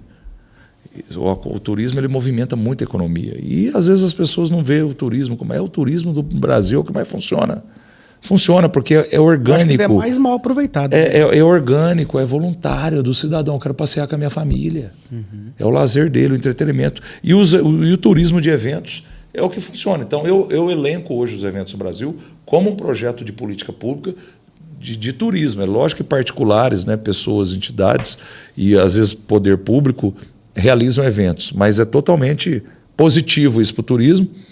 As festas estão tendo algumas dificuldades para serem realizadas, não está fácil, mas eu penso que não tem nada que... É a economia do país que não está bem. Entendi. É o fator econômico. O dinheiro parou de circular. Compensa o cara deixar o dinheiro no banco, que paga juro maior para ele, do que ele comprar um imóvel, imobilizar. Lógico que lá no futuro vai valorizar muito mais, mas nesse momento o cara quer deixar lá, rendendo a renda, do que ele tirar de lá e jogar na economia, a não ser que quando ele vai ter que comprar do cara que está apertado, né? Porque o cara também, quando ele está imobilizado demais, ele precisa vender e gerar liquidez. Aí ele vai lá e compra mais barato. Então, o que vale hoje está valendo muito menos. O que valia um imóvel lá no governo Bolsonaro, às vezes hoje poderia estar valendo muito mais. Às vezes não está valendo menos, mas poderia estar valendo muito mais, está mais valorizado. A economia girando oferta e procura. Aumenta a procura. Uhum. Agora, quando aumenta a oferta e não tem procura, você baixa o preço. Uhum. É simples assim. Então, acho que essa dinâmica da economia que tem diretamente, às vezes, afetado também os eventos, né? As pessoas, famílias, né? Precisa de um dia, precisa 2 dias, não vai todos os dias, enfim. Uhum. Então, eu gosto muito desse trabalho que os prefeitos, aí, os governantes fazem também, de não deixar a festa tradicional da sua cidade morrer. Sempre está ali também levando alegria e entretenimento para a população que paga imposto, paga seu IPTU, paga seu IPVA, ou consome no mercado. E quando você faz um evento, a economia que você gira numa região toda. A pecuária de Goiânia gerou renda num raio grande de cidades. Cidade ao redor, a festa né? de Barretos, o que não mexe com a economia do estado de São Paulo, né, do interior, né, e até do país. Eu diria do Brasil, isso que eu ia falar. Então é isso, eu sou muito dinâmico e positivo em relação à positividade, a questão da prosperidade econômica que um evento traz. Uhum. Né? E a gente precisa de apoio, de auxílio, as grandes empresas ajudarem, né? É importante o patrocínio, eu sei que também as empresas estão aí, né? Se superando, tentando equilibrar as contas e tentar crescer, principalmente no agro. Né? Eu tive na AgriShow, nas grandes feiras de agronegócio, tem a Tecnoshow em Rio Verde, tem Show Safra em Sorriso, enfim. A gente vê que o agronegócio, né, você vê a linha de crédito diminuiu, o crédito para produtor também diminuiu. Tem que ser atrativo, né, os créditos. Então tem que ter crédito. Para ter crédito, engraçado, esses dias eu ouvi uma pessoa falando lá em casa que essa questão da linha do crédito no governo atual está melhor que o do Bolsonaro. Eu não sei. Eu só joguei porque você entende mais que eu. Eu não sei. Vai lá e tenta financiar uma casa hoje na Caixa para ver quanto que está o teto e quanto... Não. Essa linha de crédito pro produtor rural. Não, na verdade, assim, se eles estão fazendo melhor, ninguém está sabendo. Porque foi isso até que eu falei. Agora, assim, eu sei que quase o Plano Safra foi cancelado, né? E o problema é que a taxa de juros não está atrativo. Ninguém quer pegar dinheiro com taxa de juro alto. Não adianta querer emprestar para quem não vai pegar, para não se endividar. Né? Então, tem que achar o ponto de equilíbrio. Certo. Para fechar esse negócio, se der tudo certo, se o Bolsonaro não acabar sendo preso, como parece que vai ser, você vai apoiar de novo ano que vem? Não, vai ser preso por quê? Não. Eu não estou dando minha opinião. Não tem como, porque assim, cadê a minuta? Mostra a minuta do golpe aí, assinada, tudo certo. Isso, cara, é tudo falácia, narrativa. Você acha que ele não vai ser preso? Bom, se prender ele, vai ser muito mais positivo do que negativo para ele. E como é que você vai prender alguém que não cometeu crime, cara? Ele não estimulou ninguém, não. As pessoas fizeram aquilo de livre e espontânea vontade. O direito à manifestação, à greve, o direito à manifestação popular está garantido na Constituição. Entendeu? Você fala greve no... Todo direito, todo o cidadão tem direito à greve, todo trabalhador tem direito ao direito de greve. A manifestação popular é um direito garantido pela Constituição. A manifestação... Concordo, agora a baderna, a bagunça, destruir patrimônio público. Pelo amor de Deus. Eu acho interessante falar isso. Mas tinha uma galera deles lá, um monte de gente lá infiltrada e ninguém fala disso. Mas esse discurso sempre vai ser de um lado ou do outro, né? Falar de infiltrado. Mas eu penso assim, eu sou a favor da manifestação também. Eu fiquei muito feliz naquela época. Eu sou contra a baderna. Exato. O que fizeram tá assim, é um absurdo. Eu acho que polemiza muito. Mas eu acredito na anistia, sou a favor da anistia. Tem muitas pessoas boas pagando pelos ruins, né? E foi assim, uma comoção nacional, um absurdo o que aconteceu dia 8. É inadmissível o que aconteceu dia 8 de janeiro. É inadmissível. Eu sou a favor da legalidade, da justiça imparcial. Sou contra a perseguição. A justiça ela não pode ser cega em tudo. O cego da justiça é por ser imparcial. Então, nesse caráter, ela tem que ser cega. Tem que ser. Ela não tem que olhar o lado A e o lado B. Ela tem que fazer e cumprir a lei. Ponto. Né? E tem homens instrumentalizadores do direito capacitados para isso. O que nós precisamos é também ter aquele... Porque existe o livre-arbítrio das pessoas e também existe a questão de quem julga ter a liberdade também para julgar conforme a lei, também conforme a interpretação. Né? Então, eu espero que tudo seja melhor interpretado e que um episódio daquele nunca mais aconteça. Legal, é bom pontuar isso, porque às vezes também o pessoal pensa... Achar que eu sou a favor de Exato, é bom pontuar essas coisas. Cara, eu queria terminar com uma coisa... Calma, o Bolsonaro 2026 está firme, eu acredito. Você acredita? Eu acredito na inexigibilidade dele, enfim, porque ele falou com embaixadores. Ele era chefe de Estado, porque ele criticou o sistema eleitoral. Então tá difícil, hein? É um crime que até que ponto é um crime de responsabilidade? O que você acha dele criticar o sistema eleitoral que ele foi eleito? É um direito dele, ele era o presidente da República. Não, concordo. Mas, tipo assim, ele foi eleito por esse sistema, né? Foi eleito por esse sistema, mas você vê, se ele foi eleito por esse sistema, ele também pensa que o sistema, às vezes, tem os problemas que ele acredita que tenha. Ele acredita que tenha e ele tem direito de verbalizar isso. Foi a opinião dele, ele era presidente, chefe de Estado. Agora, denegrir as pessoas, eu não sou muito a favor. Eu acho que se existe um sistema eleitoral no qual é democrático, né? Agora, eu sou a favor de auditar, eu sou a favor do voto impresso, sou a favor de um monte de coisa, para ter só um pouco mais de lisura, só mais transparência. Só isso. E é bom para todo mundo, é bom até para o próprio sistema eleitoral. Porque falar para o Cuiabano, você confia nas urnas? Não, por que não? Não tem isso comigo. Eu respeito, cara, a democracia, só que tem coisas que eu acho que penso que pode ser melhor, mais transparentes, mais mostradas de uma forma que as pessoas realmente ficam com zero de dúvida. Porque quando gera dúvida é complicado, né? E sempre, às vezes, quem perde vai achar que foi manipulado. Então, eu também não penso 100% assim, entendeu? Eu acho que tem 2 pesos e 2 medidas, não é que eu estou passando pano em ninguém aqui não, e nem estou com medo de ser julgado pela justiça ou perseguido. Apesar que existe isso muitas vezes. Possibilidade. Né? Possibilidade. Mas eu acho que tem que as pessoas baixar a poeira, vamos defender o que é certo, o que a gente acredita, e vamos para a urna de novo, e pau. Vamos Vamos ver o que acontece, vamos para a urna de novo e vamos tentar trabalhar, e vamos tentar ganhar, e vamos tentar voltar à direita lá de pé. Vamos pôr a direita de pé. A direita tem que ser unida, não pode ficar dividindo. Um quer, outro quer, outro quer. Dividir a direita não pode. Ou o Bolsonaro? Tem que ser a direita. O Bolsonaro, ele é o grande líder da direita. Se é o Bolsonaro, se ele vai poder ou não, é uma questão da justiça, vai resolver isso. Mas tem que ser a direita. Entendi. A direita, ela tem que dar o parâmetro, né, de ter esse conservadorismo e valores, e a economia principalmente está de pé, pôr o ovo de pé e pôr pessoas, cabeças pensantes, né, ou centro-direita, ou centrão que seja. E por que não a esquerda também unir com a direita e começar todo mundo a pensar junto igual? Qual o problema? Todo mundo quer o mesmo propósito. Todo mundo quer o mesmo propósito. O problema é que a esquerda ficou pragmática numa situação de não levar a coisa a séria. E a direita sempre foi mais evoluída em relação a fazer a roda girar. Emprego, salário, renda, capitalismo, crescimento. Cara, eu acho que tem que ter uma unidade. Eu sou a favor da unidade.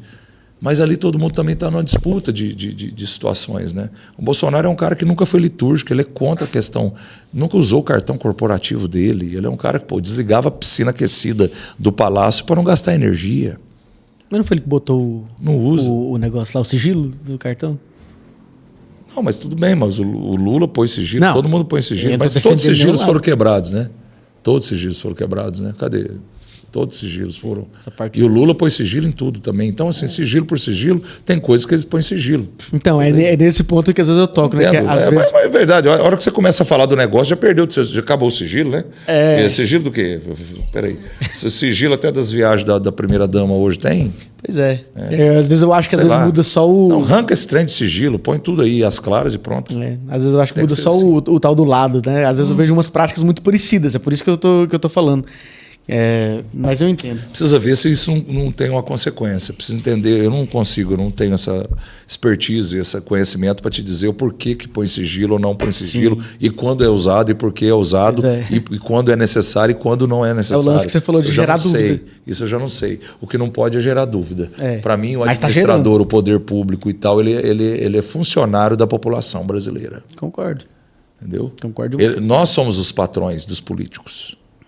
E ponto. Mas não é assim que eles agem, né? Tem uns bons e tem uns menos bons. Até acredito que tem muito mais ruins do que bons lá. Cara, eu vou caminhar pro final porque assim, o papo contigo é tão bom que por mim, eu ficava aqui o resto da tarde para nós falar muito mais de música, muito mais de rodeio. Mas é o seguinte, eu não costumo entrevistar uma vez só a pessoa não, cara. Então a gente pode ter outras partes aqui não, que eu tô adorando. Tem muita coisa que poderia ser dita, né? Tem muita coisa que poderia ser falada, né? Eu sou presidente do PL, isso eu tenho um viés político que eu, na verdade, não quero ser político. Fui secretário do município de Barretos até dezembro como secretário de turismo. Temos lá um grande governador, o Tarcísio, aqui em Goiás também tem um grande governador que é o Caiado. Temos pessoas boas aí. Lá no Paraná tem um grande governador que é o Ratinho Júnior, que eu sou fã demais. Então, eu sou a favor, cara, do bem para as pessoas, é pensar no outro. Nós não começamos o nosso papo que eu leve a minha fala, que o dom que Deus me deu para levar a boa palavra e valorizar o outro. Então, acho que a política pública tem que ser feita em pró das pessoas, do cidadão, que é o que mais sofre no dia a dia, que é o mais esquecido, né? O cara que está lá vulnerável, que não tem hoje dinheiro para, às vezes, almoçar, ou comer um sanduíche, ou levar um leite para os filhos. Então, isso é muito grave num país tão rico assim. Né, essa diferença, essa discrepância social, que isso é de muitos anos. E aí a gente vê lá na história de ter sido um país explorado e não colonizado. Aí vem a história da cultura mesmo. O Brasil é um país novo, né, 1.500 anos aí, né? 500 anos, 200 de descobrimento, 500 anos, né, de... Não, 500 de descobrimento. 500 Brasil, 500 anos, né, de descobrimento. Isso. Mas a gente comemorou o centenário, né, da independência. Isso. Né, o bicentenário da independência, e o país tem 500 anos. Então, assim, é um país novo. Sim. Né, que tem muita coisa pela frente. A gente tem que evoluir muito na parte cultural e educacional, né, o conhecimento. E eu também sou contra professores manipular aluno em escola, né, esse negócio de... Eu acho que a educação começa em casa. A escola tem que ensinar as matérias que vão levar o cara para o mercado de trabalho. A boa língua portuguesa, bem escrita, bem lida, e as matérias que são pertinentes. Falar de ideologia de gênero dentro de escola, levar falas em relação ao comunismo, ao socialismo ou à política, de uma certa forma, tem que ser levada de uma forma assim que a pessoa põe ele para pensar, não influencie esse aluno ou essa criança, né? E respeitar a família, e eu acho que é o segredo da gente poder manter o ovo de pé, e eu acredito muito nesse país. O povo brasileiro se supera, ele é maravilhoso, o povo brasileiro é um povo diferente, o goiano, então, Goiás é sensacional. Goiás é mais, né? Como diria o Moacir Franco. Eu adoro Goiás, então eu sou suspeito para falar, e eu sou muito grato por ser brasileiro, por fazer parte da música também, e por fazer parte do rodeio e tentar ser melhor, e todo mundo erra, e a gente erra nunca querendo errar, mas a gente também aprende com os erros e vamos tentando sempre também acertar, e que digam aí as boas ou más línguas, não importa o que digam de mim, o difícil é ser eu, e ninguém sabe meus traumas, meus problemas, e que isso eu trato com o meu terapeuta e lá dentro da minha igreja, né, com Deus, e conversando com ele todo dia. Então, na hora de julgar os jogadores de internet, também procure saber a história, que é muito chato, né? Uma pessoa que nunca te viu, nunca ouviu falar de você, te ofender numa internet, isso é horrível. Então, o respeito sempre, em qualquer lugar, o respeito acima de tudo, né? Mas antes de terminar, eu quero falar de uma coisa que eu acho muito importante da sua atividade, que é o conhecido hoje networking, né? Que o pessoal faz. Isso é bom. Eu acho muito legal porque você prega muito isso, né? A gente falou até um pouco nos bastidores, como que, você não vende só o seu trabalho. Tipo, eu tô aqui disponível, se quiser me contrata. Você tem todo um manejo até de lidar com as pessoas, e isso te fez entrar nos principais eventos, né, que já teve da música sertaneja. Você também contou, né? Festeja. E marcas também. A gente é muito fidelizado com marca, porque o locutor, o comunicador, lógico, você tem um rodeio para narrar e tem um palco para apresentar, mas o que está em torno disso? É as marcas que ali estão, é da hora que você chega, é dar uma atenção para o contratante, é depois ir no camarote dele tirar uma foto, é dar uma atenção para a família dele, é poder visitar a empresa ali. Às vezes as pessoas gostam de você, a empresa está patrocinando, vamos lá um dia dar um abraço no dono dessa empresa, vamos visitar, vamos fazer um frango, vamos fazer um churrasco. É você fazer amizade. Não é só ir lá buscar o dinheiro da cidade e ir embora, é criar vínculo. E você só cria vínculo se aproximando e estando mais próximo, e conversando e conhecendo e dando valor também. Se caso a festa está me dando um valor, quem que deu valor a essa festa?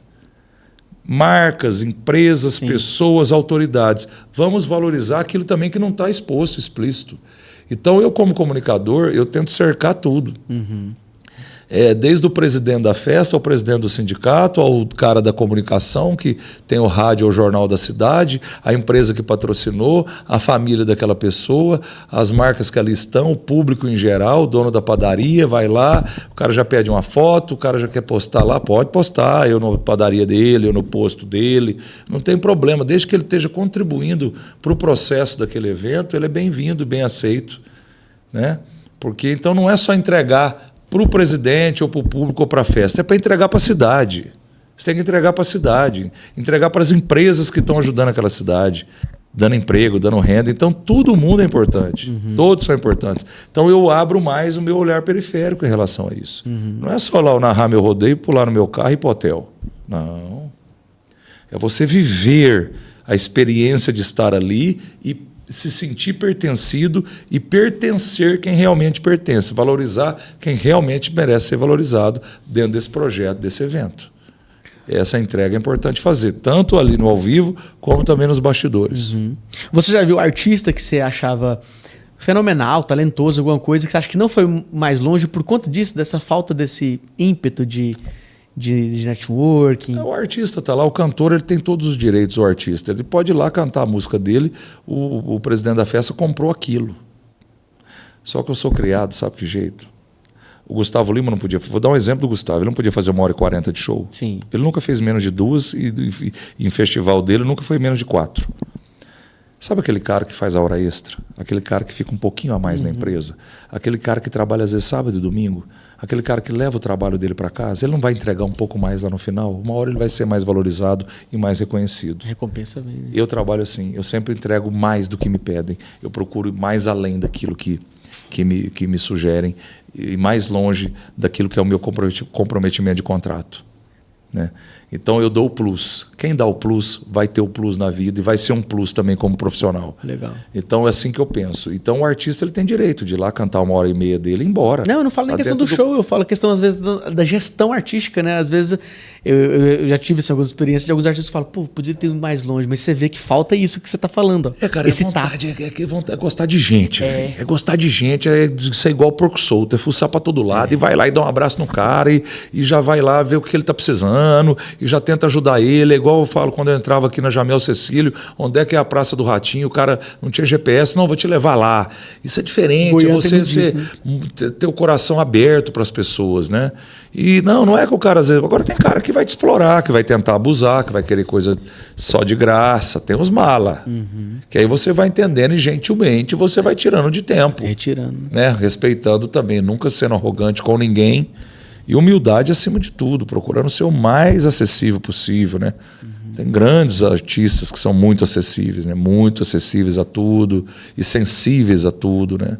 E tem outros que não. Cada ser humano, muita gente pergunta, mas quem que é o mais legal? Quem que é o mais não sei o que? Eu falei, amigão, deixa eu te falar. Todo mundo é ser humano. Um dia você está num dia bom, outro dia você não está num dia tão bom. Mas só que ali você tem que esquecer. Subiu num palco, entrou numa arena. A minha mãe faleceu numa terça, eu tive que enterrá-la numa terça e entrar numa arena de rodeio numa quarta. Como é que você tem energia para isso? Perdeu uma mãe de repente, igual eu perdi. Então, assim, pô, o público me ajudou, que eu fui verdadeiro na arena e falei da minha dificuldade. O povo aclamou e me abraçou e Deus me ajudou junto com o público a terminar o evento. Né? Era 3 dias de rodeio com a mãe falecida na mesma semana. E eu nunca desperdicei data. Se você não fosse, no seu direito. Mas eu amo o que eu faço. A vida continua. Eu amo trabalhar, eu amo o que eu faço. Aquilo me abasteceu, porque eu estava no meio da temporada, eu não tive tempo de viver o luto. Eu tinha que entregar. Então é o seguinte, eu mudei o dia do meu filho nascer, porque apareceu um compromisso. O parto lá, o cesárea estava marcado, eu falei, pô, não vai mudar, porque eu fechei uma data lá no Pernambuco, uma vaquejada lá, vamos trazer um dia antes que eu quero ver e quero entregar a certidão de nascimento na mão da mãe dele e falar, tem pai e mãe. Aí eu ia tranquilo. Eu não queria que ele nascesse quando eu estivesse fora. Eu mudei a data para eu estar ali. Então, assim, eu adiantei. Não, mas ele marcou, não, vai mudar. Então, assim, o dia que o meu filho, com um dia de vida, eu estava no mundo. No dia que ele nasceu, eu estava ali. Então, assim, meu filho está com 21 anos, eu vi quantos aniversários dele? Sei lá, 5 em 21 anos, 6 aniversários. Então, comigo não tem isso. A família é importante, mas o trabalho é meu combustível, é minha gasolina. Se eu não trabalho, é o que me leva para frente, é o que mantém o ovo em pé, a família em pé, é o trabalho, é dignificar. Então, o trabalho, para mim, é um grande pilar da minha vida. Está intenso, o tempo todo intenso, intenso, intenso. E na alma, no coração, na alma, na entrega, na energia. Me canso muito, tem hora que eu fico exausto. Imagino. Já tive síndrome do pânico, sou ansioso, enfim, me dá uns distúrbios assim. Vou lá, trato, tomo medicamento, mas eu não paro. Vou na igreja e religião, joelho no chão e oração, e vão para cima e acreditando, e turbulência. Não sou de ficar expondo problema meu internet, não sou de lá ficar... Não, acho que o rápido ganha do lento, e vamos ser positivo, vamos ser entusiasta, vamos ser marqueteiro, vamos ser verdadeiro, vamos ser artista, vamos fazer aquilo que te pediram e muito mais do que te pediram e realmente sair de lá de uma forma... Eu prefiro pecar pela ação do que pela omissão. Eu prefiro fazer um pouco mais, se alguém tiver que cortar, corta. Mas ficar um pouco menos, aí ninguém vai te completar. Agora, para a aresta, fica bom. Agora, o que não tem o que aparar é porque já está murcho, já está cru, já está ruim. Então, é melhor você ter um pouquinho... o menos é mais. Depende. O menos é mais, depende. É claro, lapidar. Então, para mim, o menos nunca vai ser mais. Isso é papo de gente que criou essa merda dessa frase agora. Menos é mais. Tá louco? O mais é mais. O mais é maravilhoso. Eu quero somar, não quero diminuir, não. O menos é mais para quem? O que eles estão querendo dizer com menos não é o menos é mais. Não, beleza. É você achar o ponto de equilíbrio. Ache o ponto de equilíbrio. Então, explica melhor o que é o menos é mais. Achar o ponto de equilíbrio. Nem chegue tão perto onde você possa alcançar e nem fique tão longe onde você não possa ver. O Matusa, do Gustavo Lima, falou essa frase para mim um dia. Nem fica lá tão em cima e nem fica tão longe onde você não está ligado. Achar o tom, o ponto de equilíbrio. Acho que o ponto de equilíbrio define o menos é mais. Qual que é o seu sonho hoje? Tanta coisa que já realizou. O que que você... Um projeto? O que que você pensa para sua Tem vida? muita coisa aí que... Bom, Qual que é o que mais chama a sua atenção hoje? de quê? O meu sonho é ter um rancho. Qual que é o seu? Não, material assim, de coisa, não sei. Eu sempre costumo dizer, Dudu, que o melhor ainda está por vir. Legal. Ah, mas você já chegou lá? Não, ninguém chega em lugar nenhum. E muito menos sozinho. Mas o melhor, o extraordinário, ainda está por vir. O que Deus preparar e que só vem até mim aquilo que realmente Deus acha que eu mereça. Pronto. E ponto. Então não dá. Eu já conquistei coisas e aconteceu coisas que eu nunca nem imaginei. Não era nem sonho. Aí depois virou assim uma... Né? Então eu sou muito categórico, fala, entrega na mão de Deus e vai, sabe? E faz seu trabalho bem feito que as coisas acontecem. Agora eu tenho, meu sonho é um dia... O Cauê perguntou isso uma vez do conceito. Mano, você conta a história de todo mundo. Quem que vai contar a tua história um dia? Eu falei, sei lá. Você está construindo ela, né? Não sei quem vai contar isso um dia. Mas, enfim, espero que seja alguém que realmente me conheça e viu minhas batalhas. E também não tem essa liturgia de querer me eternizar, não. Que aí pode ser que isso aconteça ou amanhã você vai ser esquecido. Isso infelizmente, é natural, né? Você tem que preparar a tua alma e teu espírito para a vida eterna. Agora, o que vai acontecer aqui é vaidade e ego. Depende de você. Você vai fazer uma estátua lá no qualquer lugar, você não tem essa vaidade, essa liturgia de nada. Mas eu gostaria de que o povo trabalhasse mais em paz. O meu sonho é que as pessoas se respeitassem mais as histórias do outro, construíssem mais um ajudando os outros, não um disputando e puxando o tapete do outro, que tivesse mais ética, mais coerência, mais parceria, né, mais humildade, menos conflito, menos mimimi, menos briga, menos disputa. O mercado está muito concorrido e assim ele é muito, a gente fala, competitivo. A competição ela tem que existir, mas a competição com quem? Está correndo com quem, filho? Você está correndo com você mesmo o tempo todo aí. O problema está aqui com você. Sempre. Isso aqui, se você não trabalhar a tua cabeça, você pira. Você perde para você mesmo. Então você só perde para você. Então esse negócio da competitividade, eu sou uma pessoa competitiva. Pô, lógico, você tem que querer estar bem posicionado e tal, mas você trabalhar junto, a gente fica um pouco mais leve, você descansa um pouco, para com aquela neurose. Ai, eu quero tudo. Ai, não, por que eu não fiz aquilo? Por que eu não estava naquele lugar? Por que eu não... Calma. Então, um dia eu me aposentar com a ideia de dever cumprido, aposentar jamais, que ninguém vai parar, mas a gente fala, eu fiz o que eu podia e fiz bem feito. Pior que a tristeza de não ter vencido, é a vergonha de não ter lutado, lutei e tudo que eu procurei fazer, eu procurei dar o meu melhor. Isso é o grande consolo, é o que eu espero ter como sonho. Eu sei que eu fiz o meu melhor e eu sei que eu lutei, esgotei as possibilidades e se não foi para dar certo, isso não aconteceu porque não era para ser meu. Eu acho que não tem como finalizar melhor do que isso. Né? Não quero estragar esse momento. Obrigado, meu irmão. Meu irmão, Deus te abençoe. Nossa, deu quantas horas de papo aí? 1 hora e... Dudu Porcena! 1h05. Eu nem vi o tempo passar, cara. Que papo bom. Em breve nós vamos fazer outro, hein? Se você Posso me agradecer rapidinho aqui, se for possível? Grandes parceiros nossos aí que estão comigo. Né? Divulgar meu Instagram, @CuiabanoLima, que está lá 100% orgânico. Quem achar bom de seguir, segue. Quem não gostar também para de seguir, tá tudo certo.